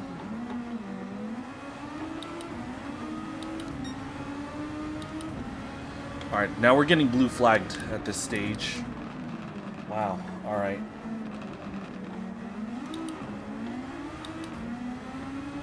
Now, the good thing is that, despite those issues, we have no damage.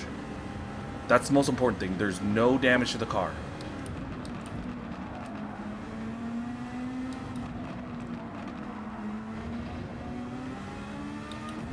Alright, but this is a bit of a setback, though.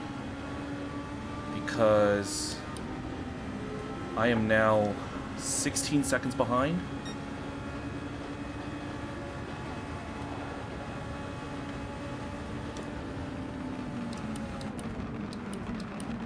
Alright, Bacon Dance, I know you're quicker than me. I know you're on a different strategy. I'll let you through. That's the thing. I'm gonna avoid fighting and just go, alright, do your thing. Let the quicker guys through. Let the race come to us, and we'll fight the ones that we can fight. Because he's kind of out of position. I can tell you that. I know it sounds defeatist, but I'm kind of playing long game over short. You know?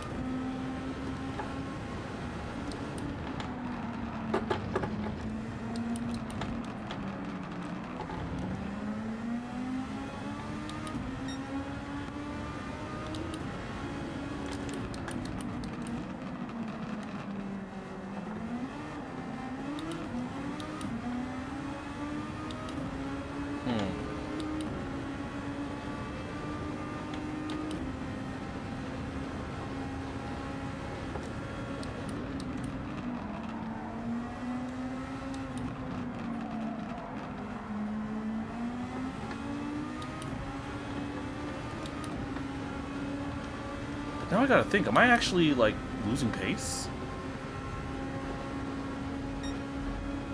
Are the mediums actually starting to be a problem?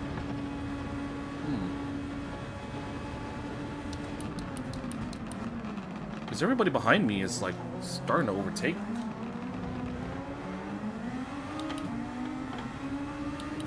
Wow, I've lost a lot of pace. Alright, I guess I gotta, I gotta lock in again. Cause that spin at the Degners really did, lose me a lot.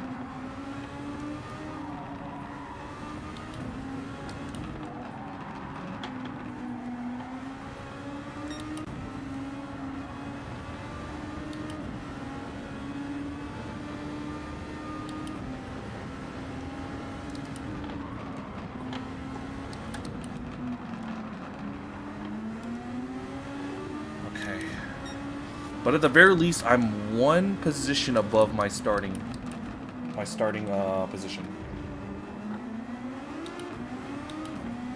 All right, now this is where it's gonna get a little interesting. I'm gonna be blue flagged. But how far are they?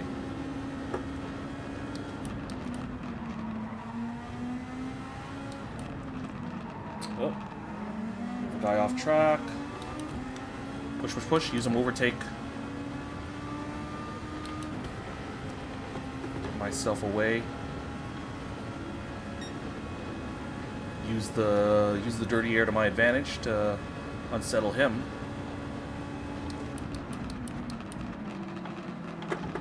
Yeah, because that's the thing. I don't know what my opponents are using tire-wise. So I can't really tell if I'm quicker on merit or just a case of my tires. Now, by the same logic, I don't know if I'm slower because of my tires. Oh, shoot. I made a mistake. Hold on, hold on, hold on, hold on. Oh, you made a mistake, too.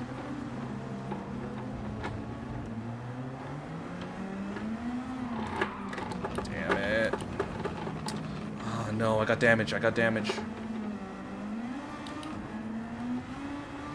Ah, the wheels are falling off, guys.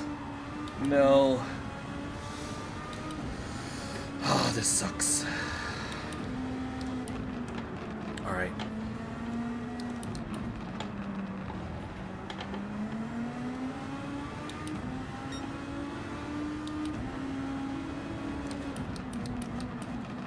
Now, this is where I can...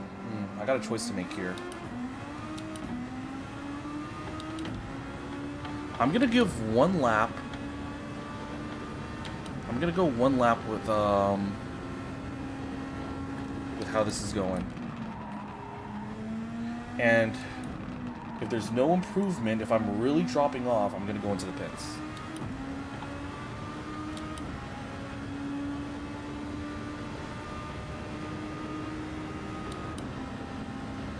I need this guy to catch up. Yeah, I think there is a bit of a drop off in performance. I might need to box.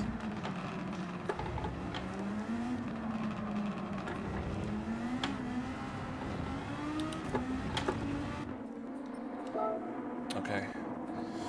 It's a gamble, but this is kind of a necessary one.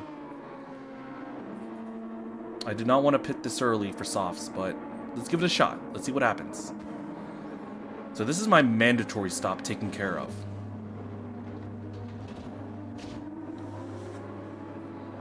Alright, thank you, boys. Hold on a minute, there is a...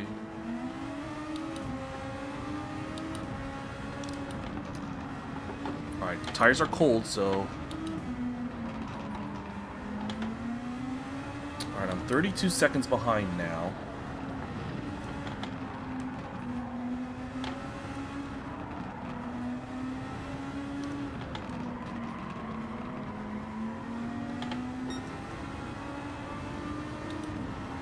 Let's see how this comes to us.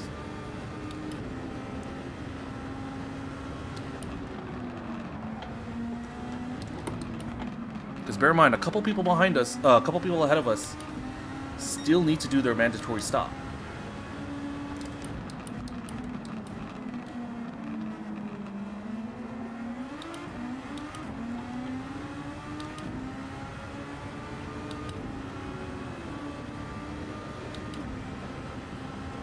So I need to see what we can do to address that.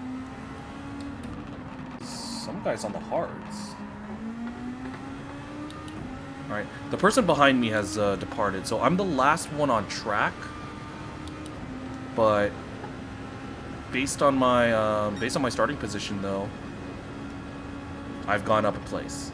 So my mindset is always, do I finish better than when I started? That's good. If that's the case, good result.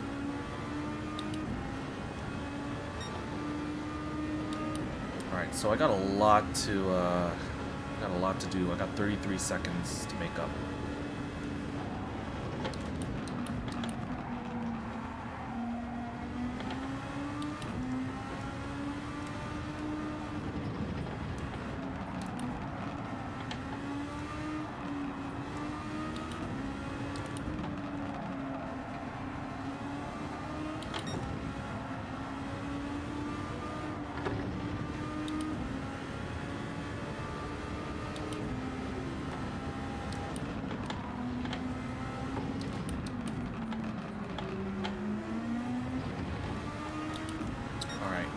Now, in terms of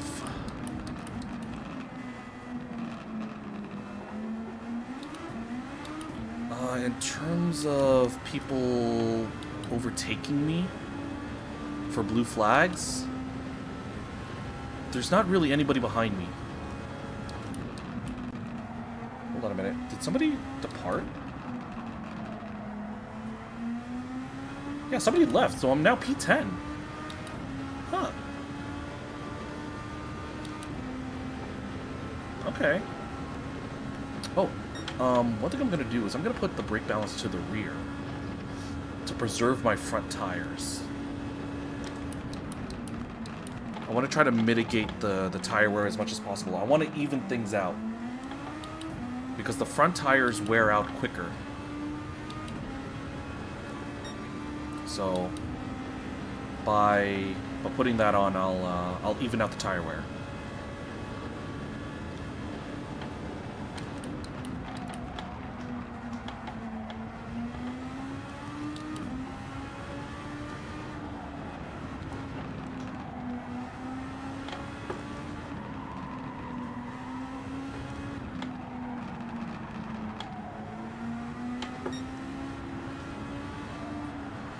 Alright, I gotta be pacey, but I gotta take care of these.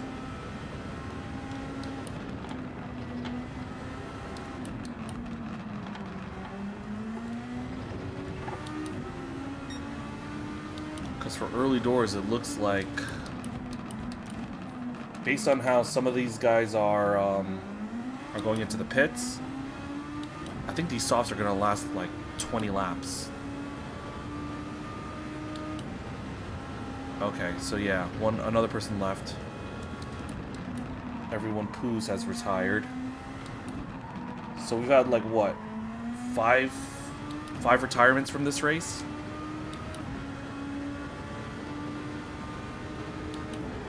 So even though I might finish last on the road, I've gone up 2. So this is already a good result for me. I figured Rom was on softs.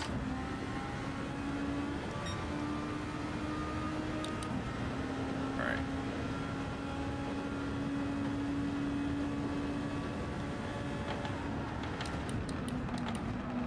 But I think he's a lap ahead.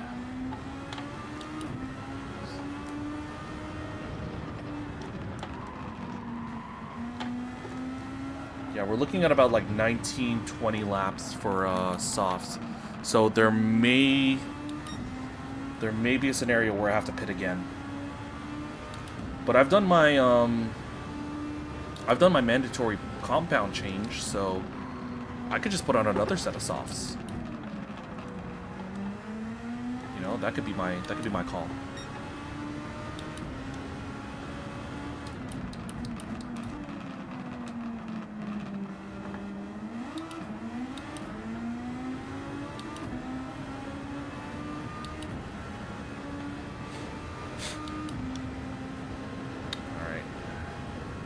All I gotta do is just weather the storm when it comes to the blue flags. Because I have 2 guys coming up relatively soon. And I'm gonna have to move aside for them to let them by.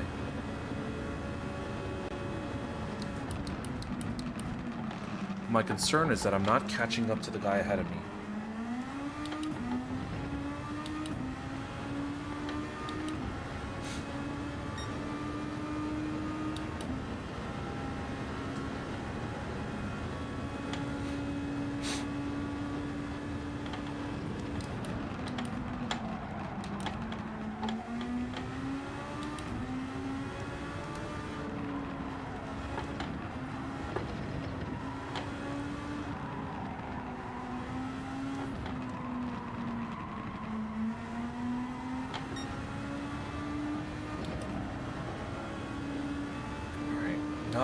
Not a appropriate place to use my overtake.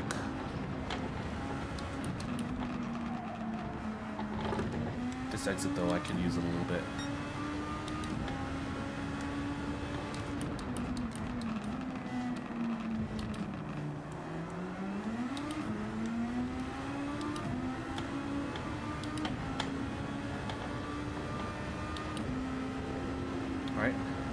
I'm gonna have to use this a little bit more judiciously to try to catch up. because I've gone through almost the first half of the race without using it. But I don't want to use it too haphazardly. I might need to. You can also use it to defend too. You know, if you're side by side with somebody, if you're trying to defend your position, definitely something you can do.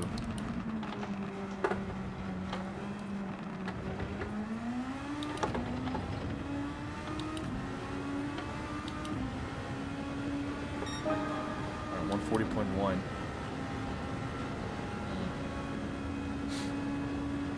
You can try to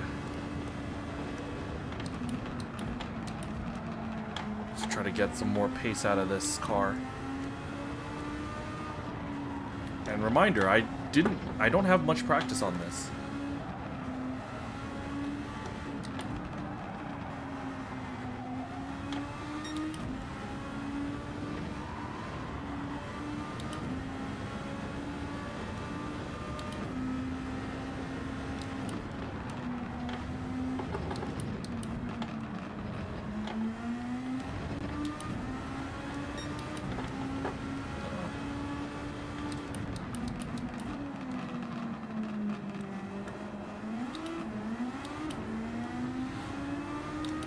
Alright, small gain. Now 25 seconds. I was like, what, 26, 27 before? So...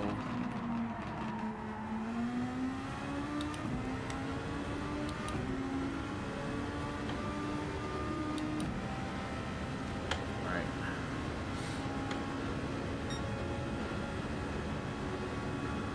I still know that the race is going to come to me later on because some of these guys still need to take their pit stops.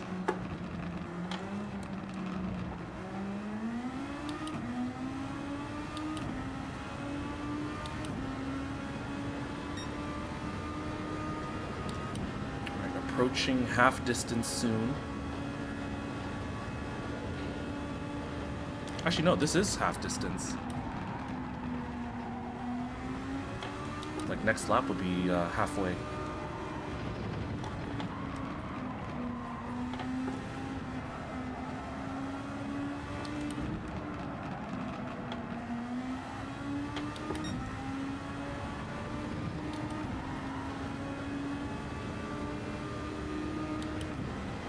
Also, for what it's worth, I haven't been shown blue flags yet, so... kind of holding my own.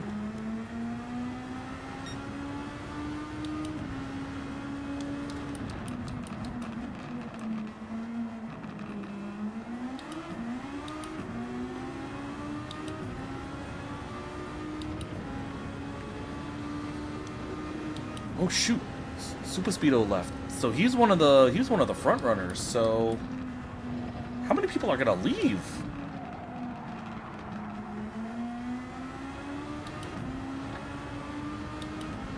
Am I gonna get a good result just by sheer attrition? All right, so Jack has gone in.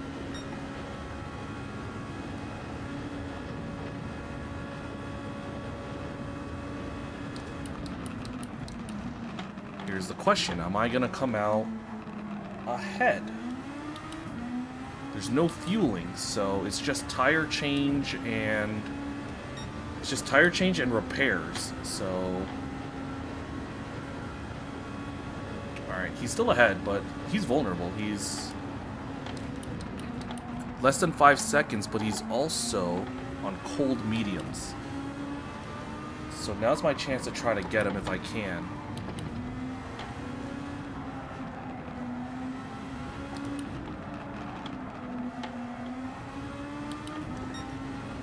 Oh shoot. Turbulence. That's gonna hurt me.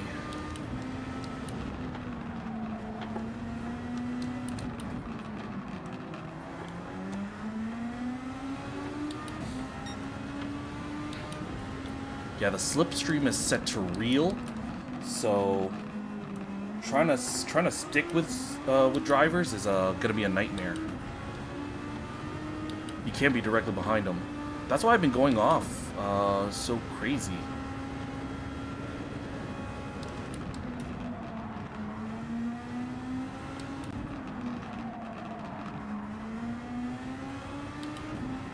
being shown blue flags. I'm just hoping the guy ahead of me, the guy behind me, steps it up so I can make the let him make the pass.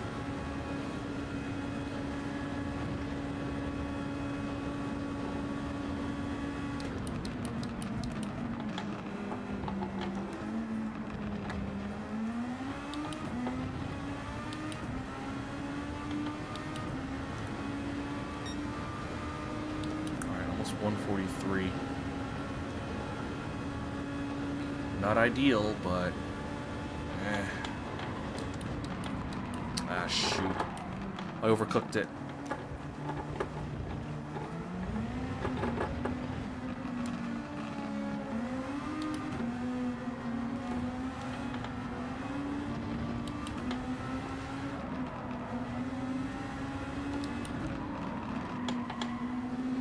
I'm definitely losing time. I know I'm not going to be doing the full 47 laps. I'm probably going to be like 45 laps. Depends on how much more blue flags I get.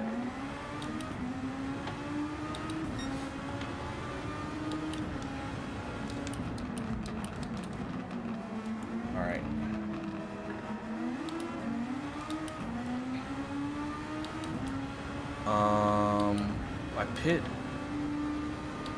I pit P6. I pit on lap 16. So, in theory, based on the tire life from everybody else at pit, maybe around like lap 36, I'm gonna end up having to go in. I can see some splotches of red on my tire gauge on the bottom left of your screen.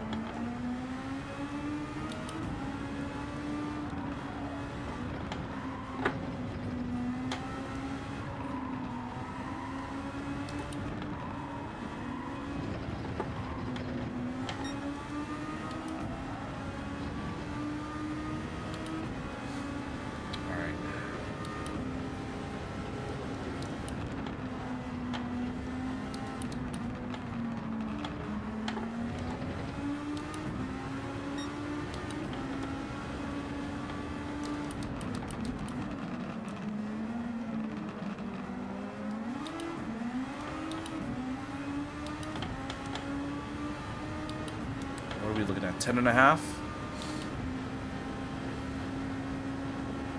All right.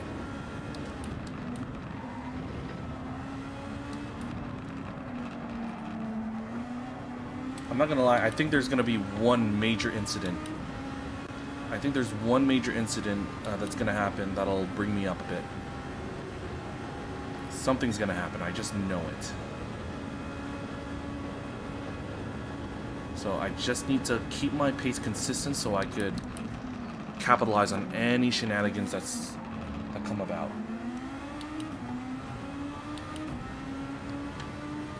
Because of the attrition rate, about almost half the grid going,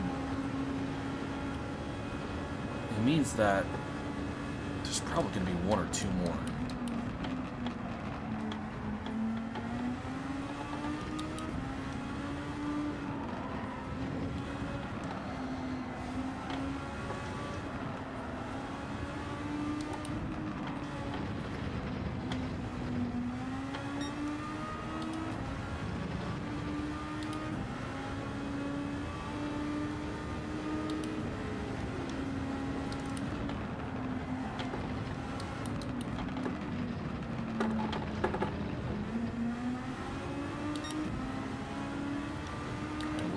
Two.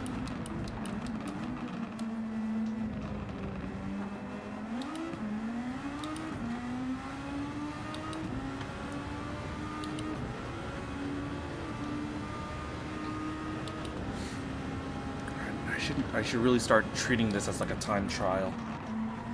Let's see if I can. I just want to get good lap times. All right, I'm not fighting anybody behind. I'm not being shown any blue flags, so that should be my mindset if I want to try to catch up. I do have a little bit of tire wear, but it's still very much within the range of good performance.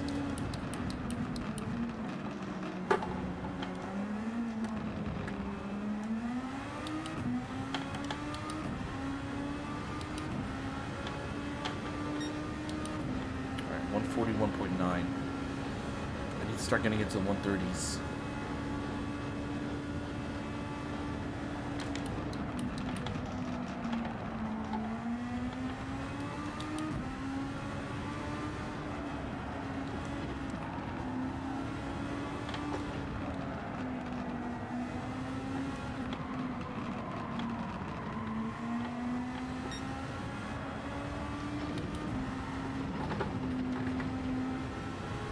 I don't know why I'm going that wide.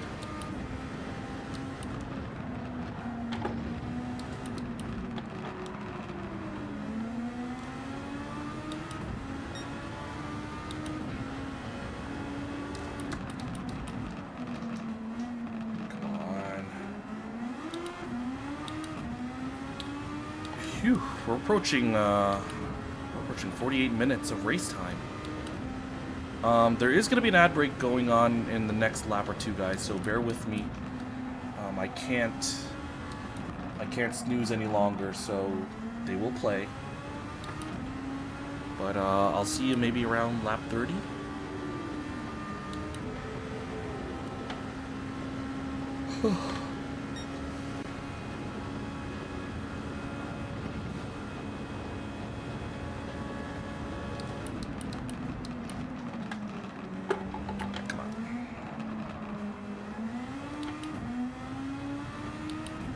Next person to have to overtake me, they're on 130R, so I probably have like a lap or two before I have to consider moving aside for blue flags.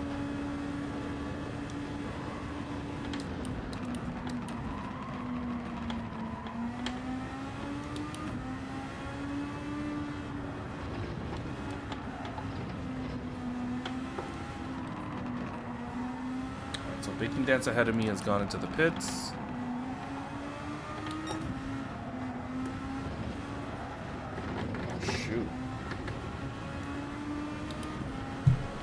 Sorry. The car is getting a little unwieldy, wow.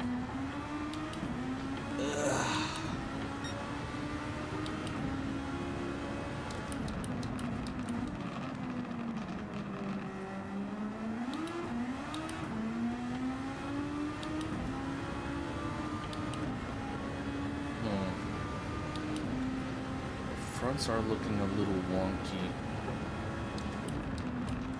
I can still do it. It's just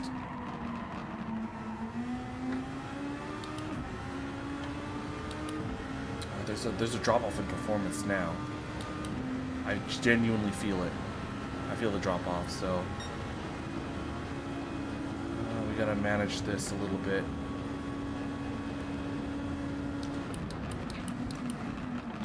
Because if I have to pit again, it'll probably be around end of lap 35. 35 is probably when I'm going.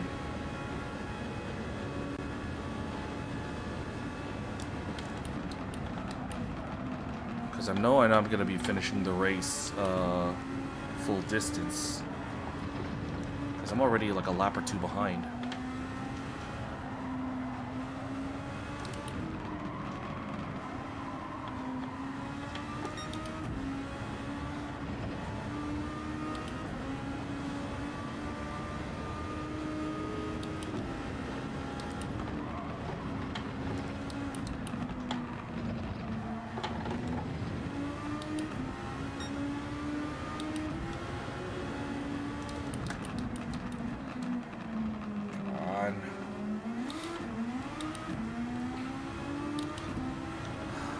given the nature of the competition that I'm up against, even though I'm dead last on the road right now, I'm P9. I was expecting to be like near the back, so the fact that I'm able to last this long, that's good.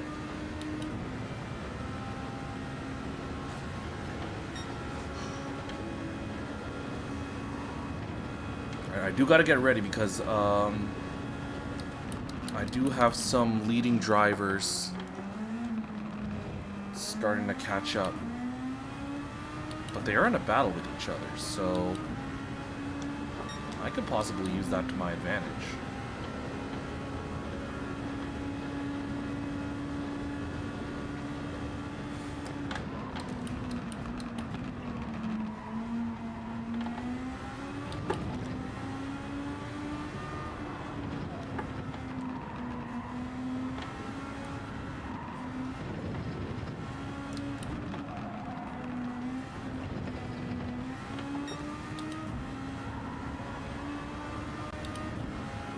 Man, I'm starting to get a little drowsy. This is not good.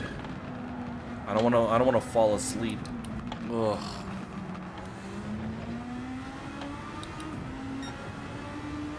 All right, clock has struck midnight local time. So I still got 16 laps to go. So 16, like another half an hour.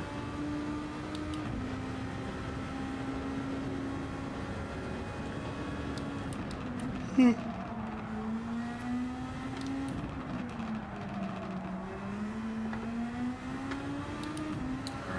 I do appreciate those that have stuck around to watch. I know it's getting late, so but your support is appreciated, no matter where you are.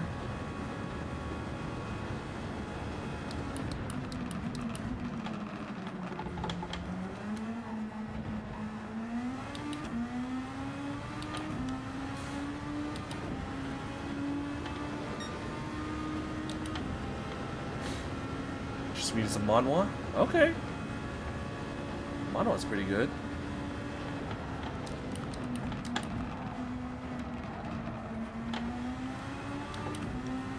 Alright. Just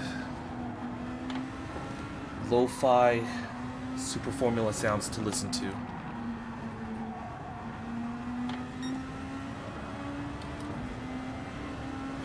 Nice. Alright. Gotcha. I have a friend who's obsessed with manhwa. I'm pretty sure she's read that series. I should ask her if she's read it.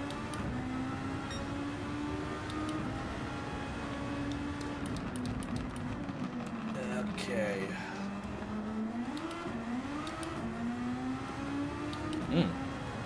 Okay.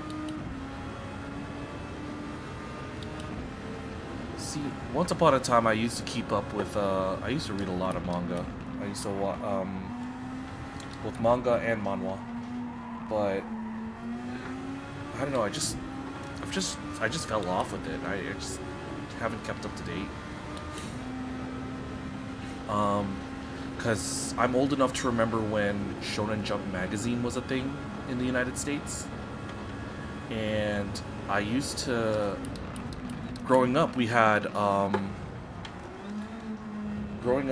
these book fairs, the Scholastic book fairs, right? And I would always save up my money to see if there was any manga. Didn't matter what series it was. Didn't matter what whether it was out of order or not. If it was if it was manga, I would buy it. So.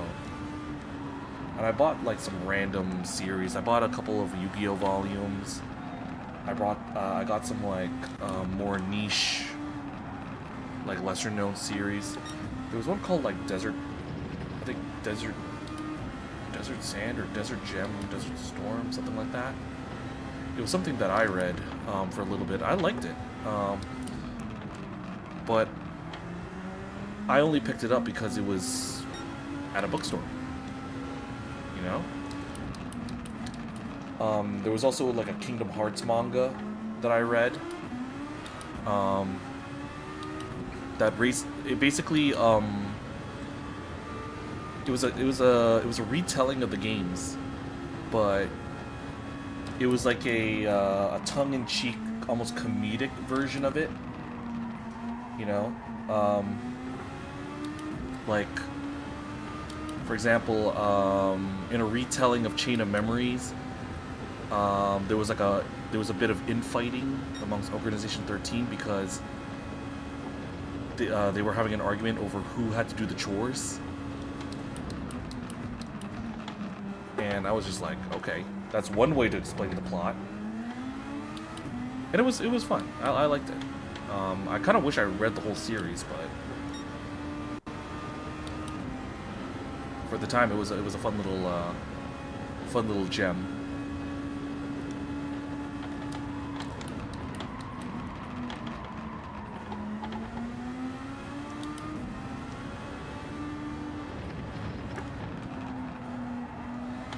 All right, blue flags are coming. I'm gonna go wide.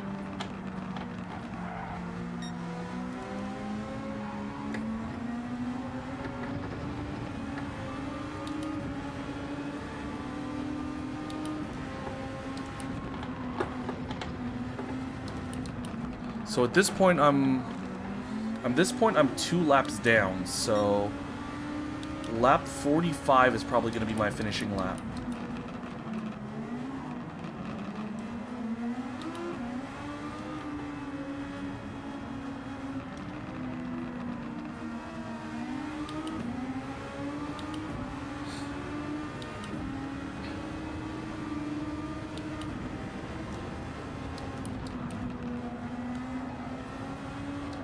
Now, I do have to slow down a little bit because technically we're on F1 rules, where I do need to slow down and move over to the side.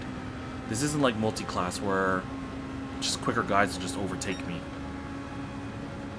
We gotta move aside and we gotta let them through. So...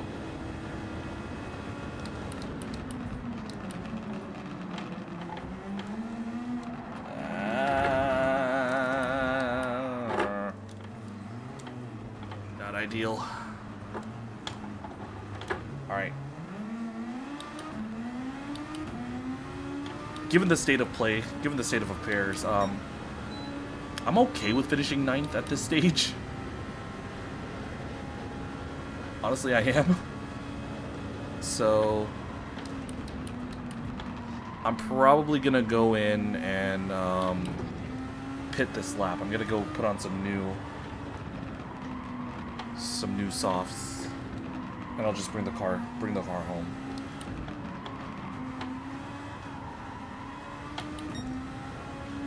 Because with when I race everybody at MPM, since I don't have the natural pace that some of these guys have, because some of these guys are like genuinely top split. Usually my mindset is, okay, can I survive these guys? Can I just make it to the end in a respectable position? And I think I'm okay. You know, in order to finish first you must finish. So my goal was to finish in like top 10 because I know how stacked these lobbies tend to be. So the fact I'm P9, okay.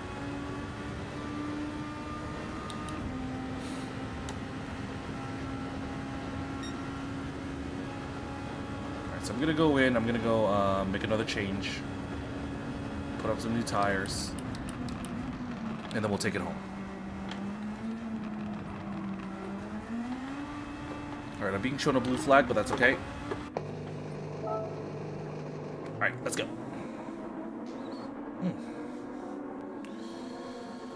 Okay, so we got about 12 laps. Well, probably like 10 laps. 133. I want to say maybe like, it's probably like 10 more minutes. 10-15 minutes more of this race to go.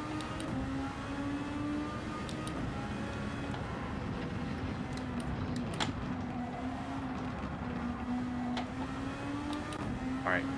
Let's see if I can maybe get a personal best time. Maybe break into the 130s more consistently.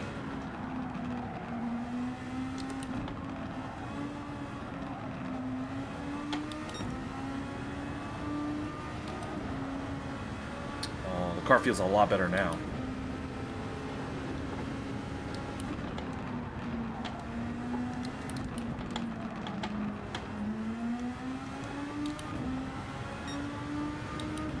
I'm almost like 53 seconds behind.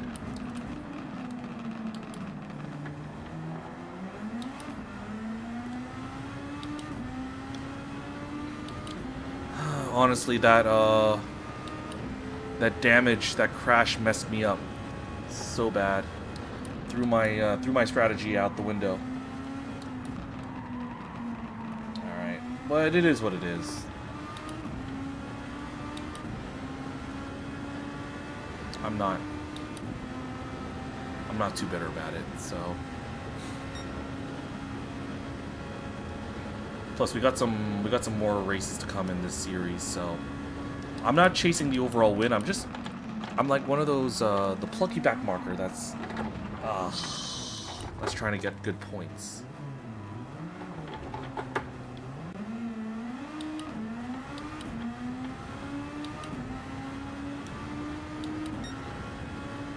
Have the minority mindset.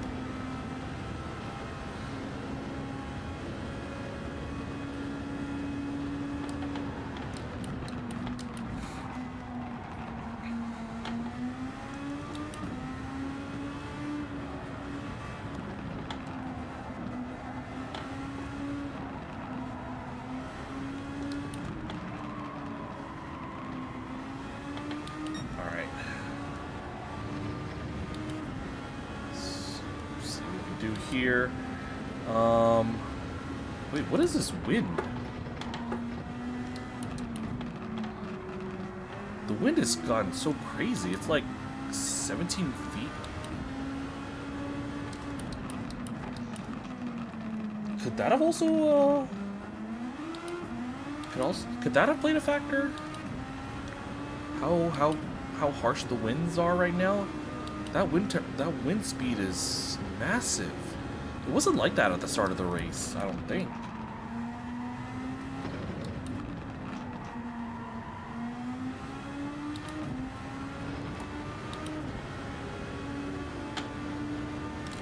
Because I'm like, even though where's my pace? I noticed that my fastest lap was still on the medium compound. I haven't broken into the 139s once. It could be because of the wind resistance.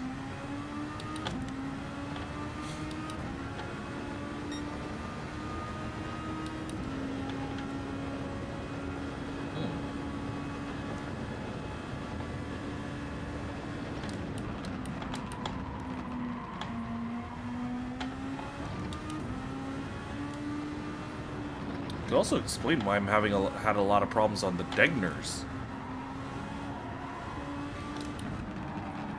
And here in Dunlop.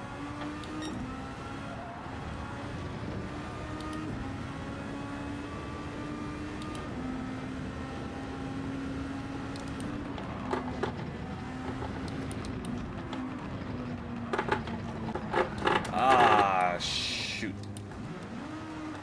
Damn it.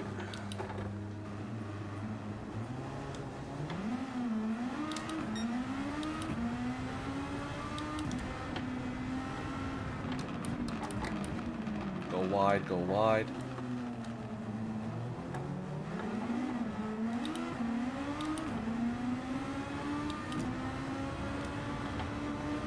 Probably don't need to change tires, but I will need to go into the pits and fix this damage real quick. It's gonna be like a 2-3 second stop.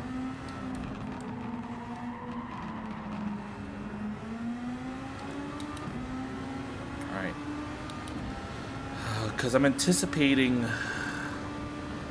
it's lap 38. I'm at least 2 laps down. So end of lap 45 should be my final lap. So with this. Yes, box. I don't need to change tires.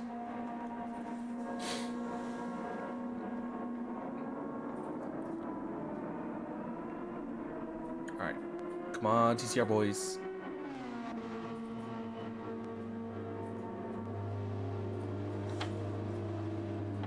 Yeah, about 4 seconds. Alright, now I come out on clean air, so that's all good.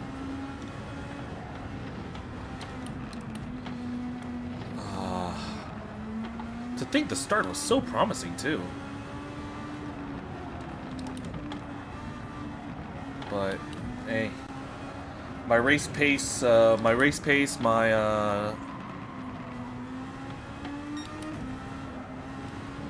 inexperience, or my rustiness, it's caught up with me.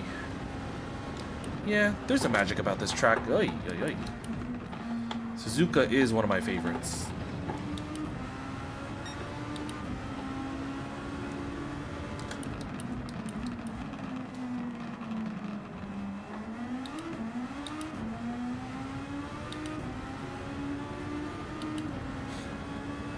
Wait, it's 12:15 right now. I think in F1, I think free practice 3 has started. I think they're in free practice right now, because qualifying is supposed to be at 2 a.m. local time. So, yeah, they're probably doing the last. Practice session. I'll probably have a. Again, I'm probably gonna watch the highlights. I'm probably gonna watch the session in the morning, because I have Apple TV. So we no longer get here in America. We get the world feed now. We no longer share the Sky feed, because ESPN doesn't have the rights for us for F1 anymore. So we don't listen to Crofty and Brundle. Alright, so Jack is in the pits, but we're too far behind for us to actually make a dent in that.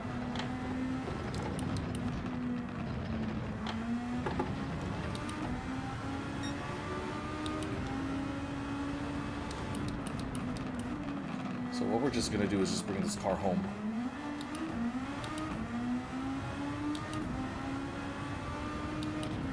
About like 4 or 5 more laps.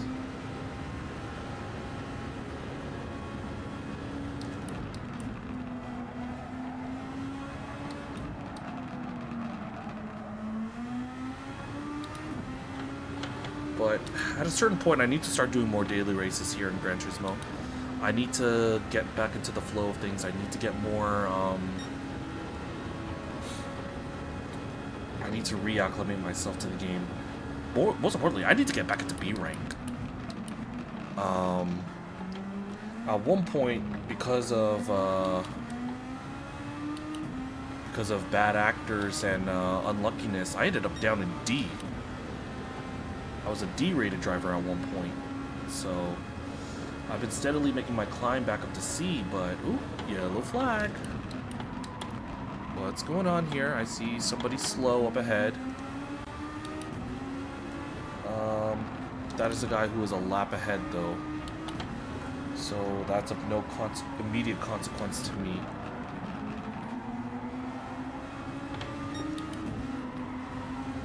But I do need to lift off the throttle to counteract the dirty air.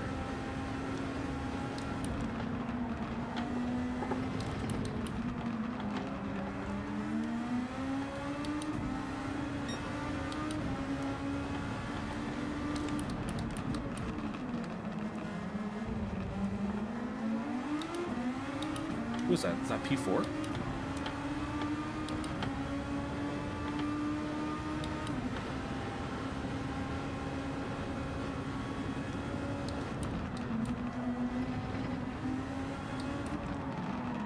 Yeah, it's Max.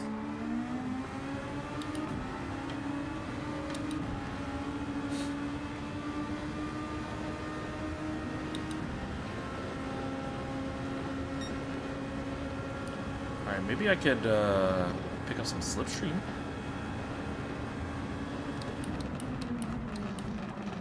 Can't really do anything in terms of overtaking them. There's no point.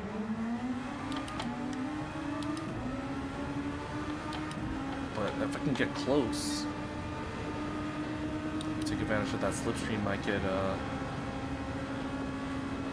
maybe close the gap a little bit.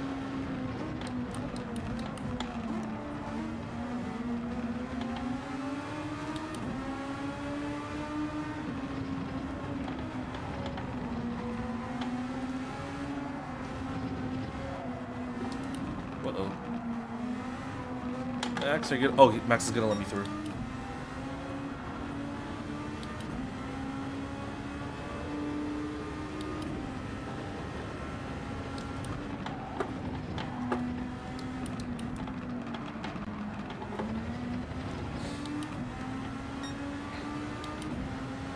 Alright. Now, this is a little awkward because once he gets back up to racing speed, he's gonna have to overtake me again. Which is kind of weird and wonky, but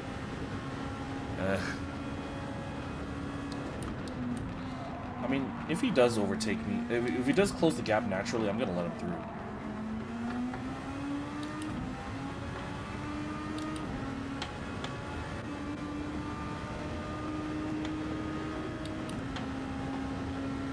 Does have somebody that's chasing him as well.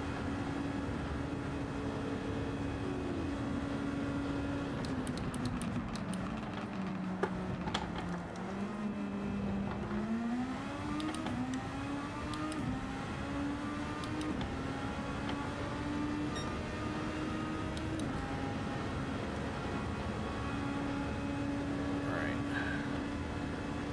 Let's see what happens here. Hopefully I don't become a major talking point in the fight for fourth.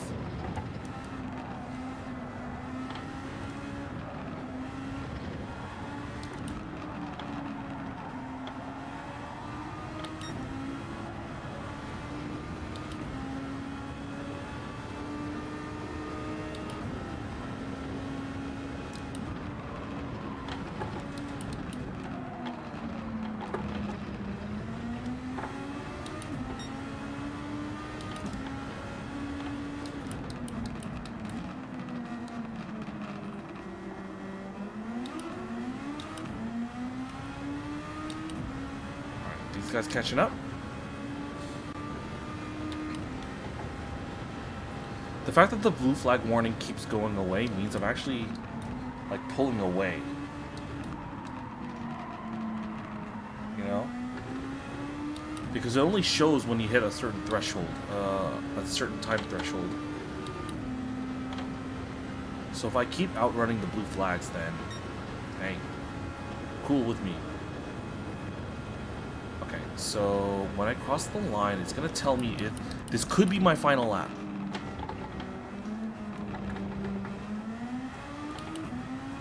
If it's not this lap, it's probably the next one.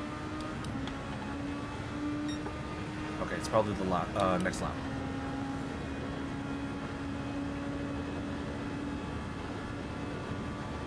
So I guess new objective, try to outrun the blue flags.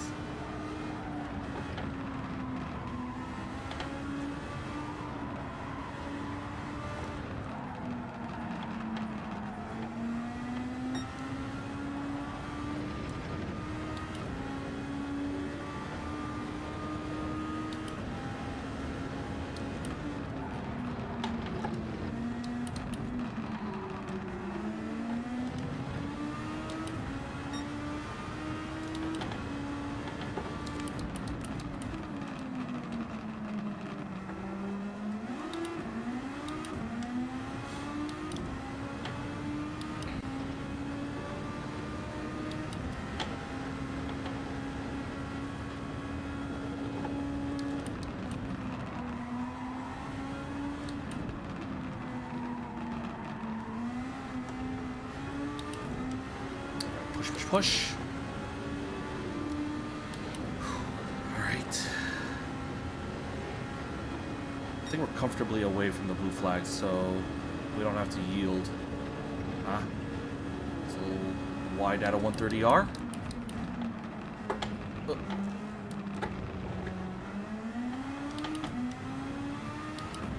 Alright, is this our final lap warning? It is. Alright, so last lap. Let's see what we can do and maybe get to the 139s.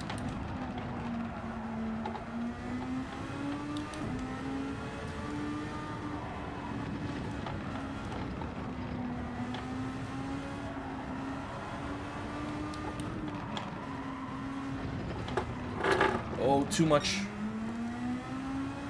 Too aggressive.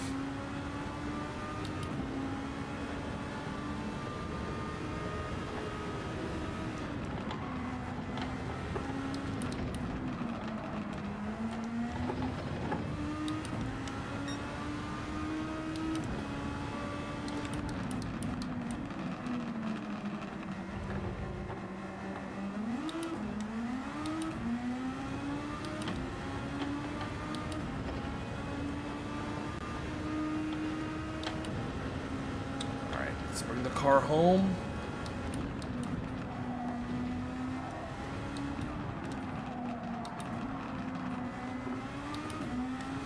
I think one of my future objectives for this series is if I can finish on the lead lap. Mind you, I'm going up against A and A+ rated drivers. So these guys are the cream of the crop in my region. So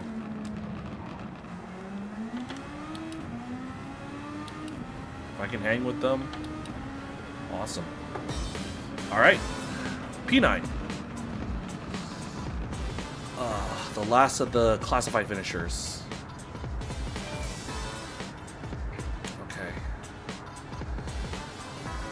And result is official. Okay, so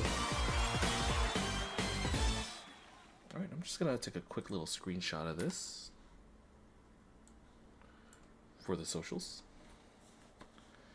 But hey, P9 ain't bad.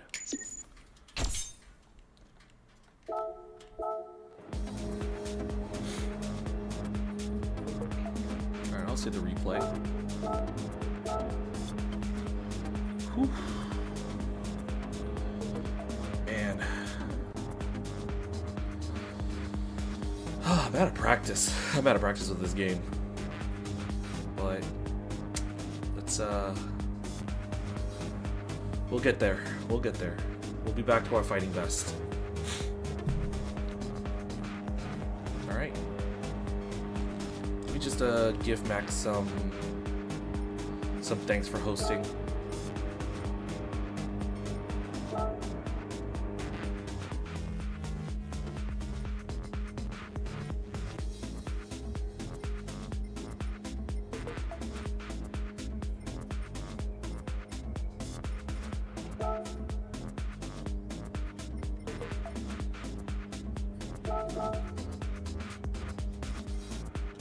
Alright, off we go.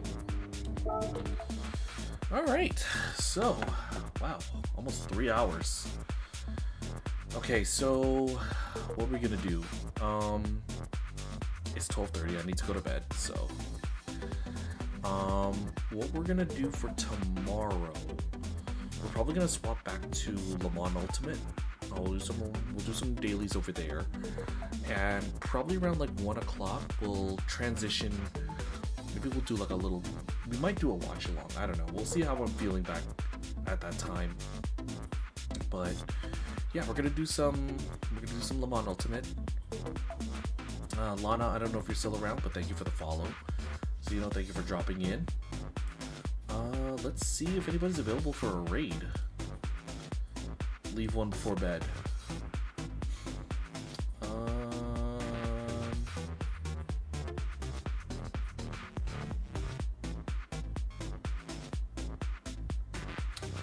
I'm gonna send you guys over to my friend Manny. They're playing some Sonic Cross World, so we'll keep it in the racing family.